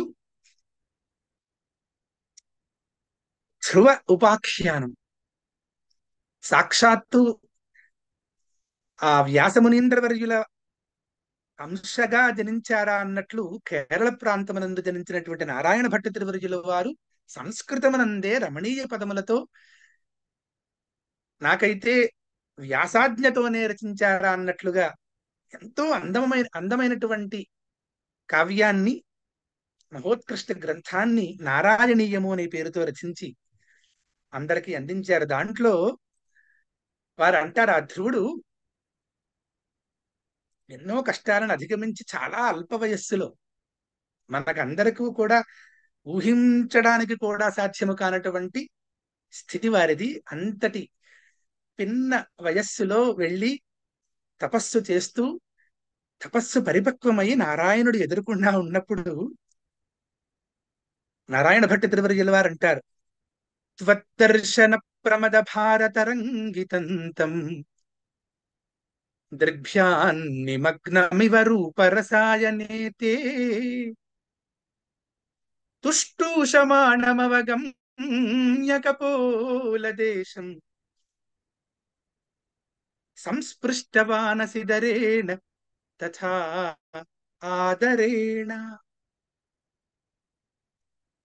తపస్సంతా పరిపక్వమై ఆత్మదర్శనం జరిగింది. అంటే నారాయణ దర్శనం అంటే ఏమి? ఆత్మస్థితి కలిగినది. ఆత్మదర్శనం జరిగినప్పుడు మాట రాక తరంగితులయ్యినారట. అది భక్త్యావిష్టమైనటువంటి జనుల యొక్క స్థితి. అంత తరంగితమైనటువంటి శరీరముతో పరమేశ్వరుని వర్ణన చేద్దాము అని ప్రయత్నం చేసినప్పటికీ కూడా ఆ ఆనందము బలంగా కమ్ముకుంటోంది ఆయన్ని. అందుచేత ఆనందపరవశుడైనటువంటి ఆ ధ్రువునకు వైఖరి రూపకమైనటువంటి వాక్కు కలుగటలేదాయి.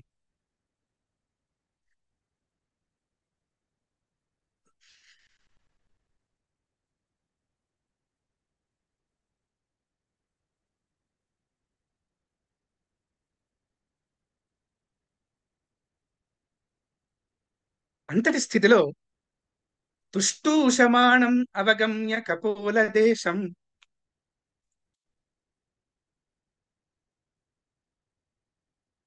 నిన్ను స్తుతిద్దాము అనేటువంటి ప్రయత్నం చేస్తున్నటువంటి ధ్రువుని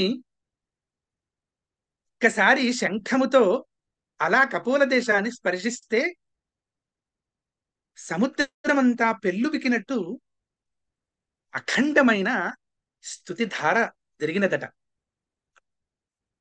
అటువంటి ధ్రువోపాఖ్యానము కూడా చతుర్థ స్కంధమునందు ఉన్నది.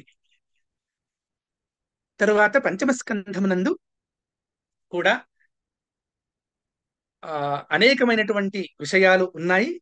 ముఖ్యంగా ప్రియవ్రతుని చరిత్రం, స్వామివారు ఈ పర్యాయమునందు వృషభావతారునిగా ఆవిర్భవించడం, జడభరతోపాఖ్యానం, భూగోళ నిర్ణయం, ఖగోళ శాస్త్రం, నరకలోక వర్ణనం ఇత్యాది విషయాలన్నీ కూడా ప్రసిద్ధములుగా పంచమ స్కంధం నందు మనకు గోచరిస్తూ ఉంటాయి.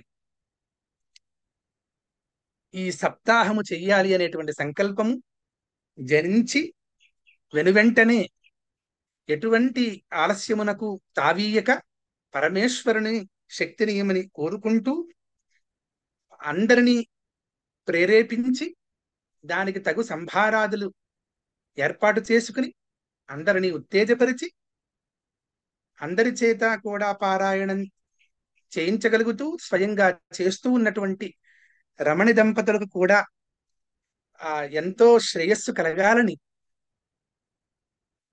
కోరుకుంటూ ఇంతటితో నా వాగ్వ్యాపారాన్ని విరమిస్తూ ఉన్నాను. ధన్యవాదములు. నమస్కారం. తథాస్తు తథాస్తు తథాస్తు.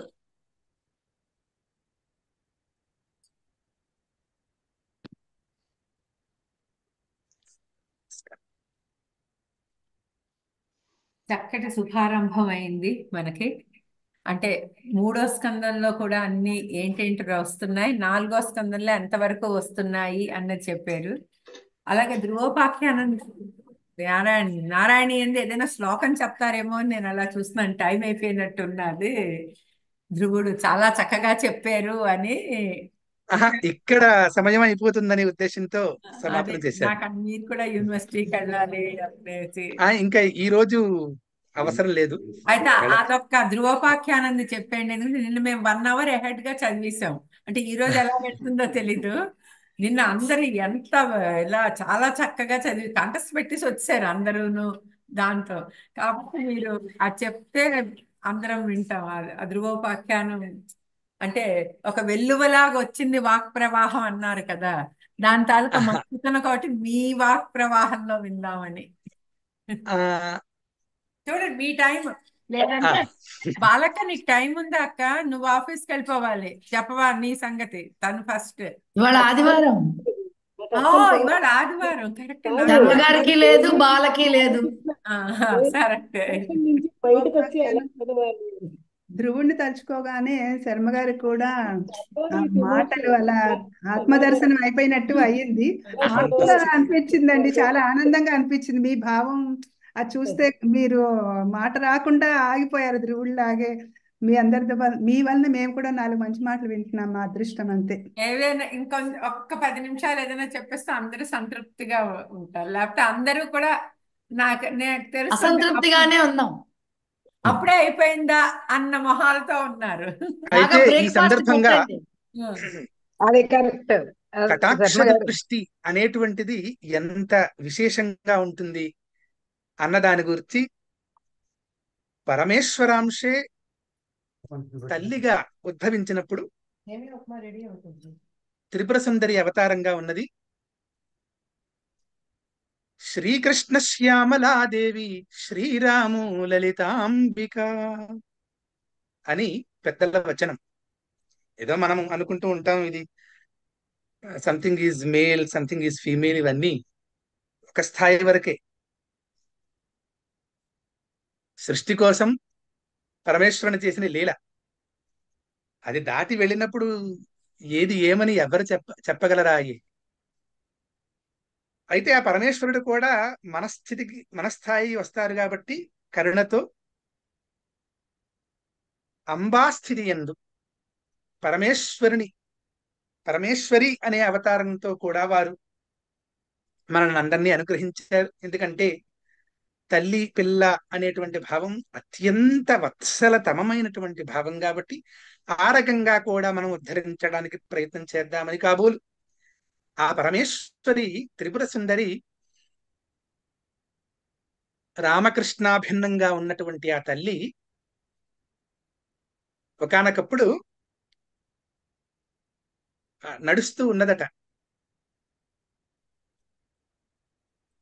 ఆ నడకని, ఆ నడిచే విధానాన్ని, చూసే చూపులను, ఆ మందహాసాన్ని వర్ణించి కొన్ని వేల శ్లోకాలని కేవలం అమ్మ, ఆ తల్లి పూర్తిగా నవ్వుట కాదు, సగమే నవ్విందా అంటే చెప్పడానికి వీలు లేదు, ఇదమిత్తంగా ఎంత శాతమని చెప్పడానికి వీలు లేనటువంటి అత్యంత మనోహరతమమైనటువంటి, రమ్యతమమైనటువంటి చిరునగవని కూడా వర్ణించి కృతార్థులైనటువంటి వారు ఎందరో ఉన్నారు.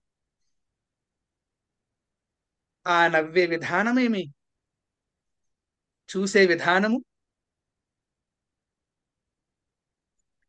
అటువంటి తల్లి ఒకానొకప్పుడు ఆ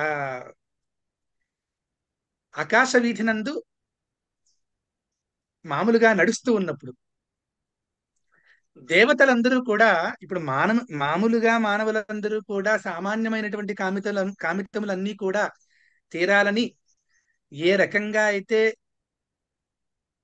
ఒక రకంగా అవశులుగా ఉంటారు, మనోవశులై అవశులై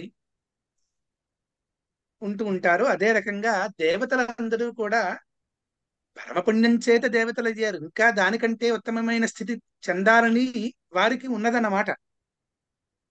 వారందరూ కూడా అమ్మ అమ్మ నన్నొక్కసారి పరికించి నన్ను కృతార్థుని చేయవే అని అందరకు ఉన్నది. అందరూ దేవతలు ఆ రకంగా ఉన్నప్పుడు ఒక్కసారి మనం ఆలోచించుకుంటూ ఉంటే, అగ్రే కేచన, అమ్మ నడుస్తుంది, త్వరగా పరిగెట్టుకుంటూ అమ్మ కంటే కొంచెం ముందు, నా దృష్టిలో అయితే ఆ నడవడం కూడా వెనక్కి నడుస్తున్నారేమో అని అనిపిస్తోంది. అంటే అమ్మని అమ్మ వాళ్ళని చూడడం వాళ్ళు కూడా గమనించాలి కదా. అలా గమనించాలి అంటే ముందు వెళ్ళిపోతున్నప్పుడు ఎక్కడో దృష్టి పెట్టుకుని నడిస్తే కుదరదు కదా. అగ్రే కేచన పార్శ్వయోః కతిపయే పృష్ఠే పరే ప్రస్థితాః. పార్శ్వయోః కతిపయే, అమ్మకి ఇరుపక్కలా కూడా కొంతమంది దేవతలు ఒక్క చూపు చాలు కదా అన్నట్లుగా ఉత్కంఠతో కొంతమంది దేవతలు అనుసరిస్తూ ఉన్నారు. పృష్ఠే పరే ప్రస్థితాః, అమ్మ వెనుక భాగం వెనకాల కొందరు నడుస్తూ ఉన్నారు. ఏమో ఏ సందర్భంలోనైనా ఇలా చూస్తే చూడవచ్చుగాక అనేటువంటి ఉత్కంఠతో వాళ్ళు. ఆకాశే సమవస్థితాః, ఊర్ధ్వాయై దిశే నమః అని అంటూ ఉంటాం. ఊర్ధ్వ దిక్కుకు నమస్కారముగాక. అక్కడందరూ వ్యాపించి ఉన్నారు. వారి వారి యొక్క శక్తిని అనుసరించి అలా చూస్తూ తదేకంగా ఉత్కంఠతో ఉన్నారు. ఏమో గమ్మున ఇలా చూస్తుందేమో, ఆ చూపు పడితే చాలు కదా. కతిపయే దిక్షు స్థితాశ్చాపరే,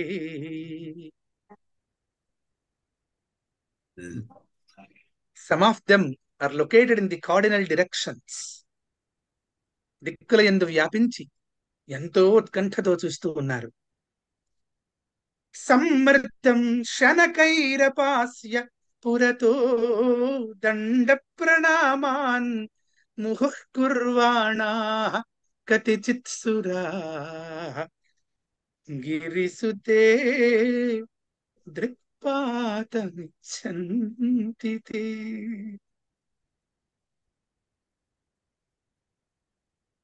కొందరు తప్పుకోండి అనే వ్యాజంతో, అంటే సహజంగా చాలా మంది సమూహంగా ఉన్నప్పుడు ఒక్కసారిగా ధ్వని పెంచి తప్పుకోండి అనగానే కొంత దారి వచ్చేస్తుంది. ఆ వ్యాజంతో దారి తీసుకుని వారి యొక్క శక్తి సామర్థ్యాలతో కొంతమంది దండ ప్రణామం చేస్తున్నారు. సమ్ ఆఫ్ దెమ్ ఆర్ ప్రోస్ట్రేటింగ్,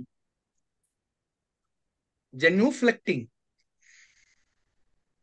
ఒక్క మారు మళ్ళీ ఆ చూపు కలుగుతుంది అని, దొరుకుతుందని. ముహుఃకుర్వాణ అంటారు శంకరాచార్యుల వారు. ఒక్కసారి నమస్కరించి దొరకలేదు వెళ్ళిపోదాంలే అనేటువంటి భావం కాదట. మరల మరల మరల మరల మరల మరల మరల మరల అంటే తపస్సు అంటే ఇది. సిద్ధించేంత వరకు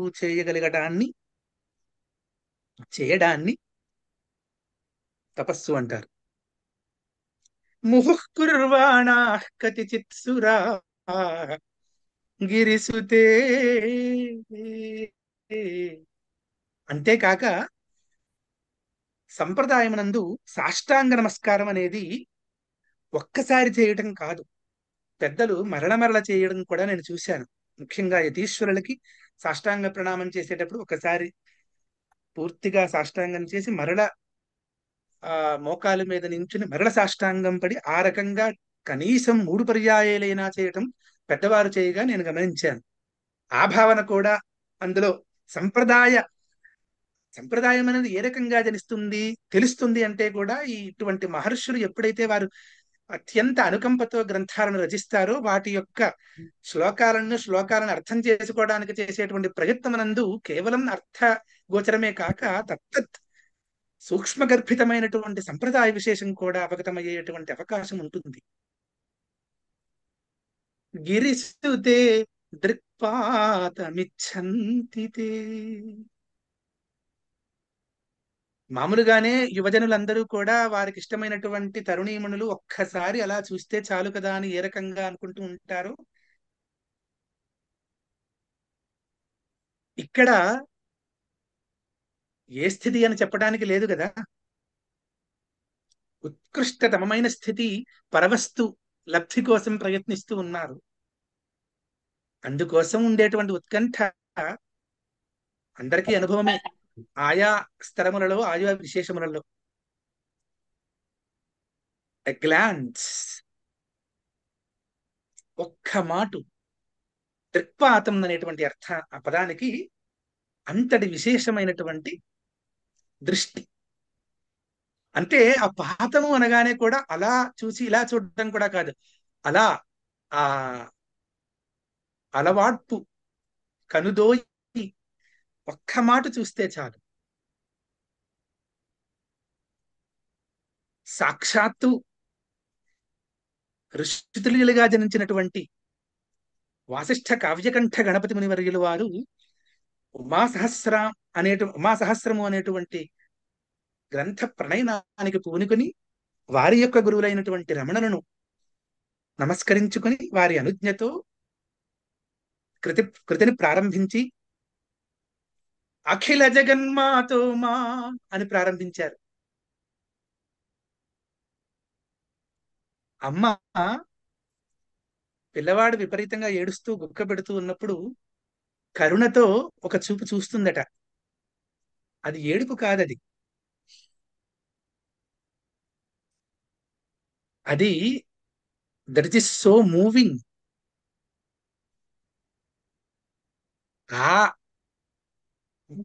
ఆ కదలిక, ఆ మూవింగ్ ఎంత ఉన్నది అనే దాని మీద ఆధారపడి ఉంటుంది నీకు మోక్షం ఎంత దగ్గరలో ఉన్నదని.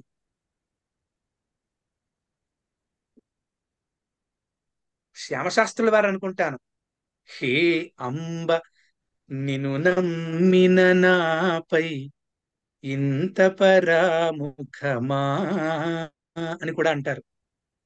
నిన్నే నమ్ముకుని ఉన్నాను కదా, ఇంత పరాముఖమా, నన్ను పట్టించుకోవా అని. అందరూ ఆ రకంగానే ఏడ్చి ఉన్నారు. అదేమిటో విచిత్రం, ఏడిస్తేనే ఆనందం దొరుకుతుంది, పరానందం. ఒకానొక స్థాయిలో పరమహంస యోగానందుల వారు రమణ మహర్షుల వారిని అడిగారు, ఎందుకు ఇంత దుఃఖం ఉన్నది ప్రపంచమున? పరమేశ్వరుడు ఒక్క సంకల్పముతో ఆనందమయం చేయవచ్చు కదా. తర్వాత దానికి సంబంధించినటువంటి సమాధానం ఇస్తూ అందులో అంగంగా దుఃఖమే దారి అన్నారట. అంటే దాంట్లోనే కిల్బిషాలన్నీ కూడా పూర్తిగా నాశనమైపోయి వాసనలన్నీ కూడా అడిగిపోయేటువంటి స్థితి దుఃఖములకు ఉన్నదేమో. శిక్షకి దుఃఖములకు ఉన్నదన్నమాట. నిజానికి చెప్పాలి అంటే ఆ దుఃఖమే పరమ కరుణాత్మకమైన గురువేమో. ఎందుకంటే సాధకునికి మోక్షేచ్ఛ కలిగి మోక్షానుభవానికి కారకమైనది చాలా సందర్భములలో దుఃఖమే అని అయ్యుండవచ్చు. Even Vivekananda once he remarked, oh miseries అని ప్రారంభించి వారేదో కవితను రాశారు అని విన్నాను.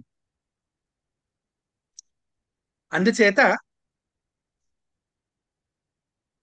అటువంటి అమ్మ తల్లి దృక్పాతమును గూర్చి పరితపిస్తూ పరితపిస్తూ దేవతలందరూ ఉండగా, అమ్మా ఇంతమంది నీ యొక్క దృష్టిని కోరుకుంటున్నారమ్మా అని చెబుతున్నారంటే అర్థం ఏమిటో. ఎందుచేత ఆ చూపు అక్కడ పడట్లేదు? ఈ కర్మల గురించి మాట్లాడక తల్లి, అవి ఎన్నేం ఉండొచ్చుగాక. ఈ చూపుకి అన్ని అఘములను నాశనం చేయగలిగేటువంటి సామర్థ్యం ఉన్నది కదా. అందుచేత తల్లి నీ ఒక్క చూపు కోసం తహతహలాడుతూ పరమోత్కంఠతో దేవతలందరూ ఇంకా స్థానమే లేదు అన్నట్లుగా అన్ని స్థానములందు కూడా వారే ఉండి నీ చూపుని కోరుకుంటూ ఉన్నారమ్మా తల్లి అని అంతటితో పూర్తయింది ఆ శ్లోకం. దృక్పాతమిచ్చంతి తే, నీ యొక్క దృష్టిపాతాన్ని కోరుకుంటూ ఉన్నారమ్మా తల్లి అని. అంటే ఇదే విషయాన్ని చాలా సందర్భాలలో సత్సంగము అంటే ఏమిటంటే, జ్ఞానులైన వారి సన్నిధికి వెళ్ళి ఒక్కసారి వారి దృష్టి ఏదో సందర్భంలో మన మీద పడితే ఆ రోజు లేదంటే ఆ జన్మకి సత్సంగం పూర్తయినట్లే. అంతటి పరమ పవిత్రమైనటువంటి పరమ శక్తి కలిగినటువంటి దృష్టి విశేషమది. అంటే ఎల్లలు లేనటువంటి శక్తి కరుణతో ఒక శరీరం గ్రహించి వస్తుందన్నమాట. వారికి మనం జ్ఞాని అని పేరు పెట్టుకుంటాం. అటువంటి శరీరి ఒక్కసారి దృష్టిపాతాన్ని మన మీద ఉంచారు అంటే ఎంతటి భాగ్యం ఉండవలను దానికి. అంటే శంకరాచార్య సద్గురువులు మనకి ఏం చెప్పకనే చెబుతున్నారంటే, జ్ఞానుల యొక్క దృష్టిపాతాన్ని కోరుకోండి నాయన. జ్ఞానం యొక్క స్పర్శ లేకుండా వేదాంతాది శాస్త్ర పఠన చేసుకుంటూ కోలాహలం పెంచుకుని ద్వేషాన్ని పెంచుకుని అసూయని పెంచుకోవడం వల్ల ఉపయోగము కూడా ఏమీ లేదు అనేటువంటి విషయం చాలా సూక్ష్మంగా నర్మగర్భంగా ఉన్నదన్నమాట ఈ మాటల్లో. సజ్జన యొక్క సంగతి అంటే జ్ఞానులైన వారి దగ్గరికి వెళ్ళి ఎక్కువగా మాట్లాడక్కర్లేదు. స్వామి నాకు ఫలానా శాస్త్రం నుండి ఈ సందేహం ఉన్నది అని అడగడంలో కూడా అంతర్లీనంగా కోరిక ఏంటంటే, ఇంత గొప్ప సందేహం వచ్చిందా అని శభాష్ అని వారు అందరూ అంటుంటే దాని నుంచి జరించినటువంటి ఏదో కీర్తి ఆనందాన్ని అనుభవిద్దామనే సంకల్పం. కానీ నిజానికి సత్సంగతిలో అటువంటి ఉత్తమోత్తమములైనటువంటి జ్ఞాని సంగతి జరిగినప్పుడు మనకి మొట్టమొదటిగా అంటే మన యందు ఆ మెచ్యూరిటీ పరిపక్వ స్థితి కలిగితే గనక మొట్టమొదటగా మనకు వచ్చేటువంటి వరం ఏమంటే నిశ్శబ్దం, మౌనం. ఆ మౌనం ఎట్టిదంటే ఏదో దైన్య రూపకమైనటువంటి మౌనము కాదు సుమి. నేనెందుకు మాట్లాడాలి అనేటువంటి ఆలోచన నుంచి నేనెక్కడున్నాను మాట్లాడడానికి అనేటువంటి స్థితికి వెళ్ళి కేవలం మౌనంలో అంతర్లీనంగా ఉండి ఎవరైతే చూస్తున్నారో నీవే వారుగా చూసినంతసేపు ఉండగలిగేటువంటి స్థితి. అది మౌనమాయే. అది మనకిచ్చేటువంటి వరం. అటువంటి వరాన్ని కోరుకోవాలి అని శంకరేంద్రులు చెప్పగానే చెబుతున్నారు. సంయమీంద్రాణం శంకరాచార్యాణం పాదపద్మయోర్ నమస్కార తతీః సమర్ప్యంతి తతీః సమర్పయామి అని అనుకుంటూ ఇంతటితో నా వాగ్వ్యాపారాన్ని విరమిస్తూ ఉన్నాను. ధన్యవాదాలు, నమస్కారాలు. చాలా చక్కగా చెప్పారు. అంటే నాకు మనకు ఒక ప్రశ్న అడిగినప్పుడు అంతర్లీనంగా నాకు అది తెలుసు సుమి అన్న భావం, రూట్ అన్నది ఎంతో కొంత ఖచ్చితంగా అది పిన్ పాయింట్ చేసి, అంటే నిజంగా అది తెలుసుకోవాలి అని మోస్ట్ ఆఫ్ ద టైమ్స్ నేను ఎవరి గురించే చెప్పట్లేదు, నా ఒకప్పటి స్థితి గురించి ఇప్పుడు కొంచెం కొంచెం అది దాటి వస్తున్నట్టు అనుకుంటున్నాను. అది నిజం. ఒకటి అడిగామంటే మీరు ఇలా మాట్లాడుతూ ఉంటే నాకు ఇంకా ఏదో గుర్తొస్తోంది. అది చెప్పడం ప్రారంభిస్తే ఇంక ఇలా సమయం అవుతుంది. ఒక 5 నిమిషాలు ఇంతటితో చెప్పి ఇది మీరు చెప్పింది వినడానికి వాళ్ళందరూ రెడీగా ఉన్నారు. 5 నిమిషాలు చెప్పిస్తే అప్పుడు నేనేం మాట్లాడకుండా నమస్కారం పెట్టిస్తాను. అది ఎంత ఆహా బాగా చెప్పారు. మీరు చెప్పండి. మీరు అన్నారు కదా నా యొక్క స్థితి అని.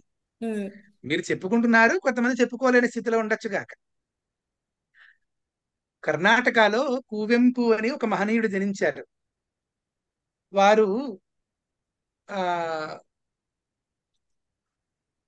మంకుతిమ్మ అనేటువంటి పేరుతో మనకి విశ్వదాభిరామ వినురవేమ అనేటువంటి మహా ఉద్గ్రంథం ఏ రకంగా అయితే ఉందో అక్కడ కర్ణాటకలో వారు ఈ మధ్యన వారే, అంటే ఒక 80 సంవత్సరాలకు ముందో 100 సంవత్సరాలకు ముందో చక్కగా ఉన్నవారే. వారు ఈ మంకుతిమ్మ అనేటువంటి పేరుతో ఏదైతే రచించారో దాంట్లో ఒక సందర్భంలో అంటారట, ఎన్ని చెప్పినా కూడా, ఎంత స్థితికి వెళ్ళిపోయినా, the most deep desire to be recognized in whatever the form, అది లేకుండా ఉండలేము కదా. చూడండి ఆశ్చర్యం. జాలి అంటే నాకు ఇంత కష్టం వచ్చింది అని చెప్పుకున్నప్పుడు కూడా ఏదో ఒక రికగ్నిషన్, నీకొచ్చిందా, చిచి, ఏదో ఒక రూపకం, అది మంచిదా చెడుదా అనేటువంటి వివక్ష నేను ఇక్కడ చేయట్లేదు. నన్నుగా నేను ఉన్నానని గుర్తించేటువంటి వారు ఒక్కరు ఉండాలి నాకు. ఇక్కడ ఆశ్చర్యం ఏమంటే అహంకారమే ఇంకొకరి ప్రశంసను కోరుకుంటుంది. అహం స్ఫూర్తి ఇంకొకరు లేరాయే, కోరుకోవడానికి తాను లేదాయే, ఇంకొకరు ప్రశంసించడానికి ఇంకొకరు లేరాయే. అటువంటి స్థితి కదా. అంటే ఈ అహంతకి అహం స్ఫూర్తికి ఉన్నటువంటి భేదం అది. ఎంత శంకరాచార్యుల వారు కొండకచో అహంకార నిర్మూలన ఎంత దుస్సాధ్యము అనేటువంటి మాటలో ఎంతో ప్రయత్న సాధ్యంతో సాధించి పూర్తిగా పరమేశ్వరునికి శరణాగతి అయ్యింది అనుకున్న స్థితిలో కూడా ఇంకా చివర an epsilon percentage ఆఫ్ అహంత అనుకోవచ్చు. ఆ స్థితిలో ఏదో సందర్భంలో మళ్ళీ అది ఉద్భవిస్తుందట. అంతే, ఇన్నాళ్ళు సాధన చేశాను కదా, నేనే శంకరాచార్యుడిని అయ్యుంటాను కదా, నాకిన్ని సిద్ధులు చరించాయి కాబట్టి పరమేశ్వరుని నేనేనేమో, ఇంకా మళ్ళీ ఎందుకు అనవసరంగా దుఃఖి, ఈ రకంగా ఏదో రకంగా. అందుకునే వారు అంటారు ప్రక్షీణ జంబీరతరో రివాంబు, ప్రక్షీణ జంబీరతరోహో ఇవ అంబు. అంబు అంటే నీళ్లు, ఇవ అంటే వలె, జంబీర తరువు అంటే నిమ్మ చెట్టు, ప్రక్షీణము అంటే ఎండిపోయింది. క్షీణం అంటేనే ఎండిపోయింది, ప్రక్షీణం అంటే బాగా ఎండిపోయింది. ఇంకా రేపు గాని ఇవాళ సాయంకాలం గాని తీసి పడేయడమే, తీసేసి ఇంకా కట్టెల్లో వేసేసుకుంటే దగ్ధం అయిపోతుంది. అటువంటి స్థితిలో మనకి కనిపిస్తూ ఉన్నది. అటువంటి ప్రక్షీణమైనటువంటి నిమ్మ చెట్టు మొదట్లో ఒక్క నీటి బిందువు గనక కనిపిస్తే ఒక్క 2 రోజులకి 3 రోజులకి ఎక్కడో ఒక ఆకు నేనున్నాను అని పైకి లేస్తుందట. అదే రకంగా నేను పూర్తిగా సమర్పించబడ్డాను, నేననేవాడను లేను అనేటువంటి భావన కలిగినటువంటి భక్తోత్తములు కూడా ఏదో ఒక సందర్భమునందు ఒక్కసారి అనేక రూపాలతో అహంకారం ప్రదర్శిస్తూ ఉందట. రే నువ్వేరా దేవుడు అని కూడా అంటుందట. ఏమో రకరకాలుగా ఒక చోట వర్ణించి ఉన్నారు. ఆ ఆ ఏ రకంగా అది కనిపిస్తుందో కూడా చెప్పారు. అది కూడా కేవలం కరుణతోనే చెప్తారన్నమాట. అంటే పిచ్చి పలు విధాలుగా అంటారు కదా, ఆ పిచ్చి అంటే ఇక్కడ కేవలం అహంత అన్నమాట. ఆశ్చర్యం ఏమంటే నన్ను నేను ఈ self respect, the so called self respect లో కూడా ఏం చేసుకుంటున్నావు అంటే నన్ను నేను నిలబెట్టుకుంటున్నాను. ఆ నన్ను అనేది పోయినప్పుడు ఇంకా నిలబెట్టుకోవడానికి ఏముంది, అది తత్వం. అలా అని చెప్పి ఎవరైతే నిజంగా సెల్ఫ్ రెస్పెక్ట్ గా సాధన చేస్తున్నారో వాళ్ళని నిందించమని కాదు ఇక్కడ తాత్పర్యం. శాస్త్ర సంప్రదాయంలో ఏమంటే దుర్జన సజ్జనో భూయాత్ సజ్జన శాంతిమాప్నుయాత్ శాంతో ముచ్యేత బంధేభ్యః ముక్తశ్చాన్యాన్ విమోచయేత్. ఇది క్రమం. దుర్జనుడుగా ఉన్నవాడు పక్కవాడి ఏడుపును చూసి ఆనందించడం అనేటువంటి స్థలంలో ఉన్నాడు. వాడిది ఒక ఆనందం, పైశాచిక ఆనందం. నెమ్మదిగా సజ్జనుడు అవ్వాలట. సజ్జనుడు అయినంత మాత్రం చేత మోక్ష స్థితి ఉన్నదని దాని అర్థం కాదు. అహంత ఉన్నది, తప్పకుండా అహంకారం ఉన్నది. ఎటువంటి అహంకారం అంటే మంచి అహంకారము, చెడు అహంకారము అంతే. ఈ మంచి అహంకారము కూడా నెమ్మదిగా సజ్జనుల యొక్క సంగతి వల్ల మనం అనుకున్నట్లుగా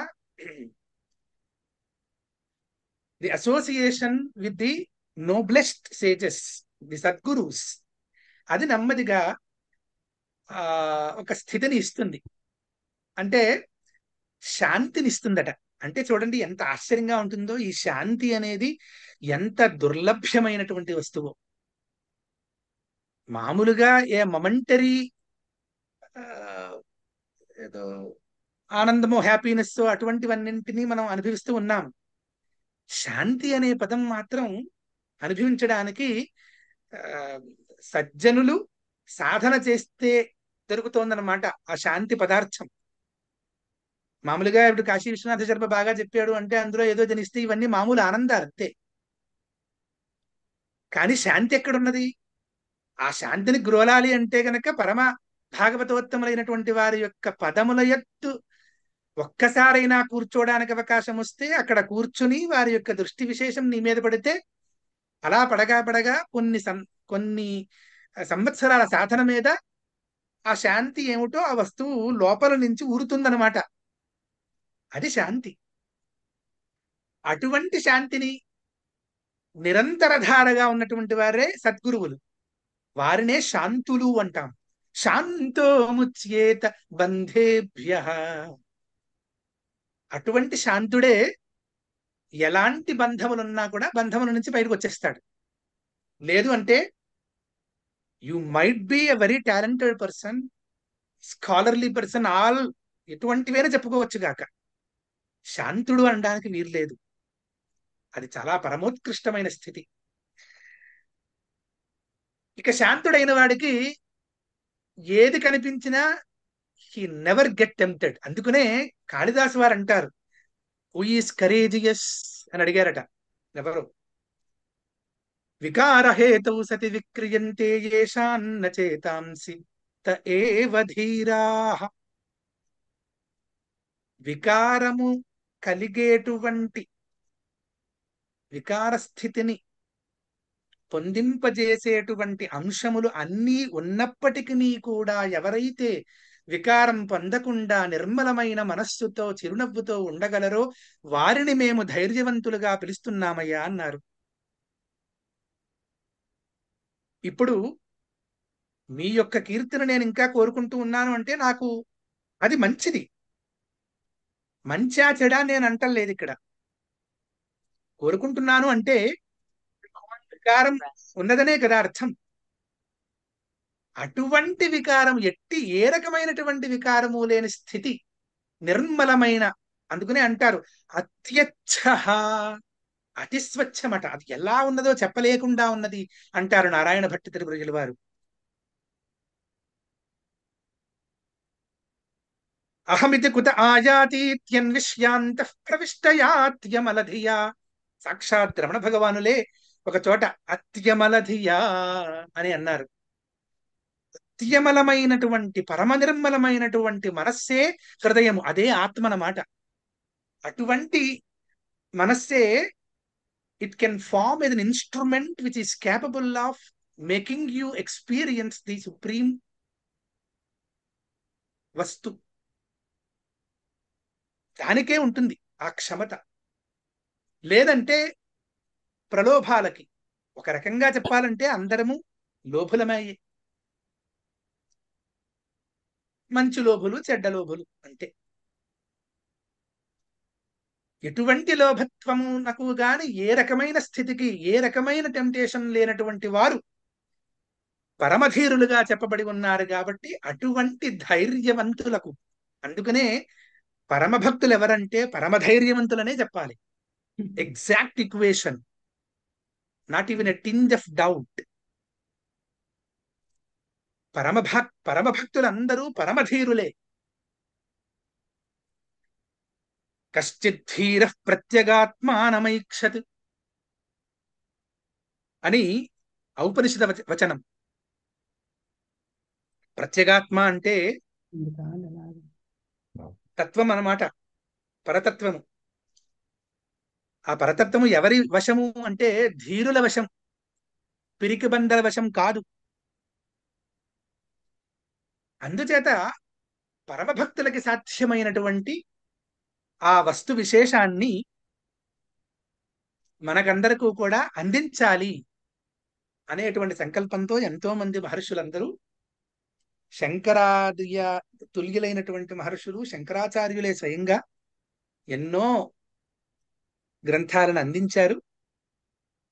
వాటిని యొక్క అన్నీ చదివేసుకోవడం తాత్పర్యం కాదు. చదువుతున్నంతసేపు, చదివిన తరువాత, చదివిన కొన్నాళ్లకైనా ఆనందం కొంచెం లభ్యం అవుతోంది అంటే you are on correct track. You should give a pat to yourself అన్నమాట. దుఃఖం ఉండుగాక, అది కేవలం కర్మవశం చేత ఉంటుంది. దేహీ దేహీ అని ఇతరుల నేల అడుగనేల.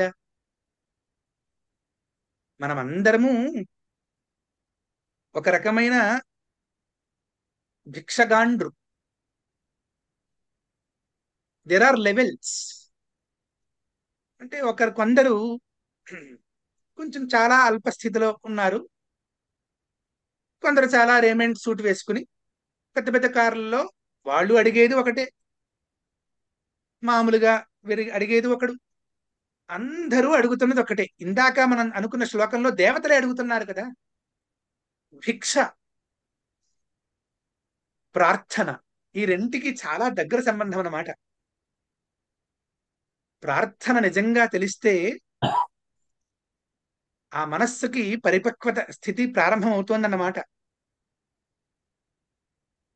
ఆశ్చర్యం ఏమంటే, రే రే చాతక సావధాన మనసా తిష్ఠ క్షణం శ్రూయతాం అని భర్తృహరి వారు ఒక సందర్భంలో అంటారు.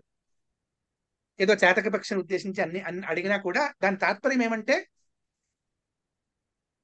అడగడం అనేది ఎలాగా జరుగుతోంది, అడిగేది ఏదో గొప్పవారిని అడగవయ్యా అని తాత్పర్యం దానికి. దుర్మార్గులను, నీచులని అడగద్దు ఎంత కష్టం వచ్చినా కూడా. అడిగితే సర్వమును ఇవ్వగలిగేటువంటి దక్షత కలిగినటువంటి ప్రభువుని అడిగితే నీకు అది ఎప్పుడు ఇవ్వాలో, ఏ రకంగా ఇవ్వాలో, బుజ్జగించి ఇవ్వాలో, మొట్టికాయ మొట్టి ఇవ్వాలో ఆయనకి తెలుసు కాబట్టి ఆయన ఇవ్వగలడు.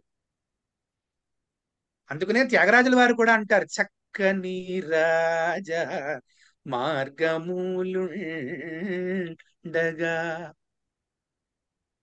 అంటే the path which was shown by the Vedas is what the rajamarga. నిండాలంటారు. మిగతా ఏవైనా సరే భక్తి మార్గానికి రాజమార్గం అని కూడా. That which is capable of making you quickly melted. అది కదా మనకు కావలసినది. అందుచేత అటువంటి మార్గం ఎంచుకొని పూర్తిగా నిస్సంకోచంగా అడగవయ్యా అంటే అప్పుడు అడగడం తెలిసినట్టు అన్నమాట. అడగడం తెలియడం అంటే ఏమిటి? ఎవరిని అడిగితే నీకు హీనత్వము లేక అడిగిన వారికి ఎప్పుడూ సర్వదా ఉన్నత స్థితి ఉంటూ నీకు మనస్సిద్ధి మనోరథ సిద్ధి జరుగుతుందో ఆ రకంగా తెలియడాన్ని అడగడం అంటారనమాట. అది దానికి దేహి అని పేరు. అటువంటి యాచన చేస్తే అడిగిన వాడకు ఇచ్చిన వాడకు సార్థకత. అటువంటి యాచన నేర్చుకోవయ్యా అని చెప్పినట్లుగా మనకి కానవస్తుంది.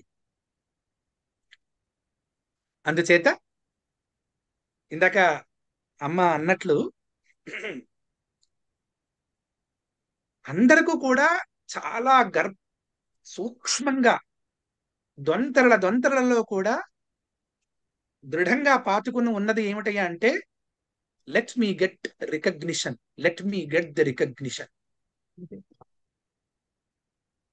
పరతత్వం ఏమంటుందంటే నీవు అక్కడ ఉంటే కదా రికగ్నిషన్ అన్నది. గురువు గారు అదే అంటారు, నిజంగా జ్ఞానులు మూల ఎక్కడో కూర్చుంటారు. అసలు నువ్వు ఉన్నావని శ్రమపడి విడిగా ఉంటూ దానికి ప్రయత్నం చేసి పుణ్యకర్మలను ఆచరించి యజ్ఞయాగాది కర్మలను ఆచరించి అన్నింటినీ ఉపభోగించి మరల ఎక్కడో దుఃఖము సంభవిస్తే మరల ఇంత స్థితి ఎందుకయ్యా? నీవనున్నది ఒక వస్తువు లేదాయే, అట్టి స్థితిని చేరు, దానిని కోరుకో. ఒక చోట అంటారు విఆర్ ఆల్ మైజర్లీ పీపుల్ అని అంటారు. కృపణాహ, మనం అందరము కృపణలమట. ఎందుకంటే పరవస్తువుని అన్నింటినీ ఇవ్వగలిగేవాడు తానుగా సహజంగా లోకంలో చూస్తే అన్నింటినీ ఇవ్వగలిగేవాడు తనతో సమానంగా చేయలేడు. ఎన్ని చెప్పినా నువ్వు నాకంటే తక్కువ, ఎందుకంటే నిన్న నేను 10,000 ఇచ్చాను, మొన్న 1,00,000 ఇచ్చాను, అంటే నేనే ఇచ్చినవాడను, అంటే నీకు నాకు ఒక భేదం ఉంది. కానీ ఇక్కడ సద్గురువు స్థితి అలా కాదు. ఆశ్చర్యం, పరమాశ్చర్యం. పరమాశ్చర్యం ఏమంటే ఆయన ఇవ్వడం ప్రారంభిస్తూ ఇస్తూ తన్ను తానుగా చేసుకుంటాడు ఆయన. అది అంటే ఒక స్థితిలో ఇచ్చేవాడుకు పుచ్చుకునేవాడుకు భేదం లేకుండా ఇద్దరు ఇచ్చేవాళ్లే అవుతారా. అది అనుకంప అంటే, అది ప్రేమ అంటే. అట్టి ప్రేమ సామాన్య పితరుల యందు కూడా మనం చూడలేము. అందుకనే సద్గురువు యందు ఉండే ప్రేమకి ఎల్లలు లేవంటారు. కరుణాపూర్ణ సుధాబ్ధి అని వర్ణిస్తారు. కరుణ, దయ, పూర్ణ, కరుణతోనే నిండి ఉన్నటువంటి సుధ అబ్ధి.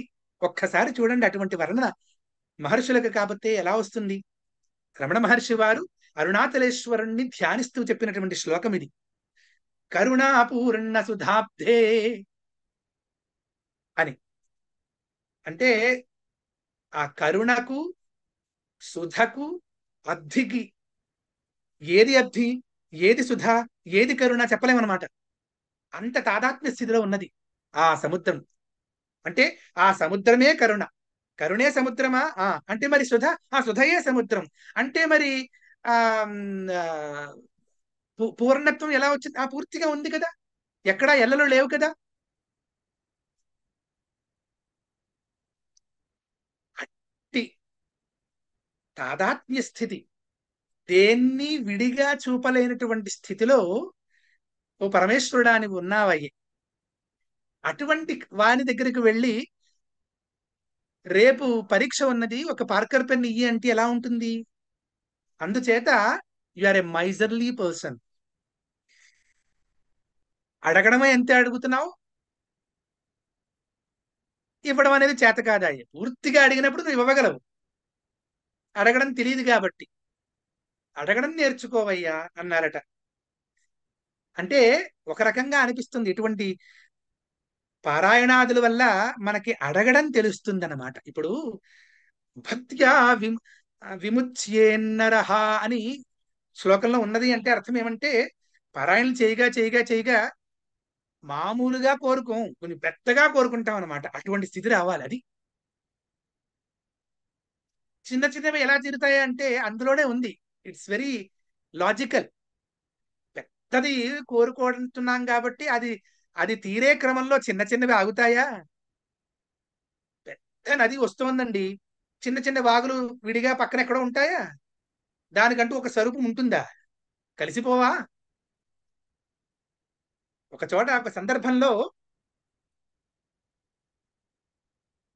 The tides of the sea, one of the tides asked the sea, can I become like you? నేను నీలా అవగలనా ఏమి? ఎందుకని? సముద్రం అంతా గంభీరంగా ఉన్నదట. ఎక్కడా ఒక కాంక్ష ఉన్నదనో ఒక చింత ఉన్నదన్నట్టుగా కనిపించట్లేదు. గంభీరంగా, నిర్మల, ప్రశాంతంగా, ఆనందంగా ఉంది. ఈ తరంగము అందులోంచి వచ్చింది. వచ్చి నేను నీకులా అవ్వగలనా అని అడుగుతోంది. The ocean replied, yes yes, absolutely, settle down. తప్పక తప్పక అవుతుంది సుమి, అనుమానం లేకుండా అవుతుంది. కానీ లేవకు, ఉండు అక్కడ, అలాగే ఉండు. తరంగం అనేది లేస్తోంది కదా, లేచి ఉన్నప్పుడు కదా నీకు విడిగా ఒక భిన్న వ్యక్తిత్వం వచ్చింది. అక్కడి నుంచి రకరకాల లిమిటేషన్స్ వచ్చాయి. లేవకుండా ఉంటే సరి, నీవే సముద్రమాయే. ఇది పరతత్వాన్ని అత్యంత రమణీయంగా వర్ణించినటువంటి స్థితి. అందుచేత ఈ రకమైన చింతన వస్తుస్థితిని, సజ్జనత్వాన్ని ప్రసాదించి, కొండకొచో దుఃఖాలను కూడా ప్రసాదించి, తద్వారా మనస్సుని నిర్మలీకరించి, కానీ ఒక్కసారి కూడా దారి తప్పి వెళుతుంటే వెనక్కి పట్టుకుని లాగి, అంటే మధ్యలో దుఃఖము కలిగినప్పుడల్లా కూడా అమ్మా అని నీ చేత అనిపించేలా నీకే ఆ భావన కలిగించి, చివరకు భావనలన్నింటికీ అత్యుత్తమైనటువంటి అందనటువంటి స్థితిని చేర్పింపజేసి, ఇంకా చివరకు తానుగా మిగులుతుంది. తానై తానుగా మిగులుట అని తత్వబోధ. అవన్నీ ఎప్పటికో అని మనకి విషయం అర్థమవుతుంది. అందుచేత మళ్ళా ఏదో ఆవిడ ఒక చిన్నలా అందించారు. It's like a bait for me. I kept saying something. ధన్యవాదాలు. పెద్దలందరికీ నమస్కారాలు. ఇంతటితో తృతీయ పర్యాయం నా వాగ్వ్యాపారాన్ని విరమిస్తూ ఉన్నాను. ఎక్కడైనా దోషాలు దొర్లి ఉంటే క్షమించాలి పెద్దవాళ్ళు.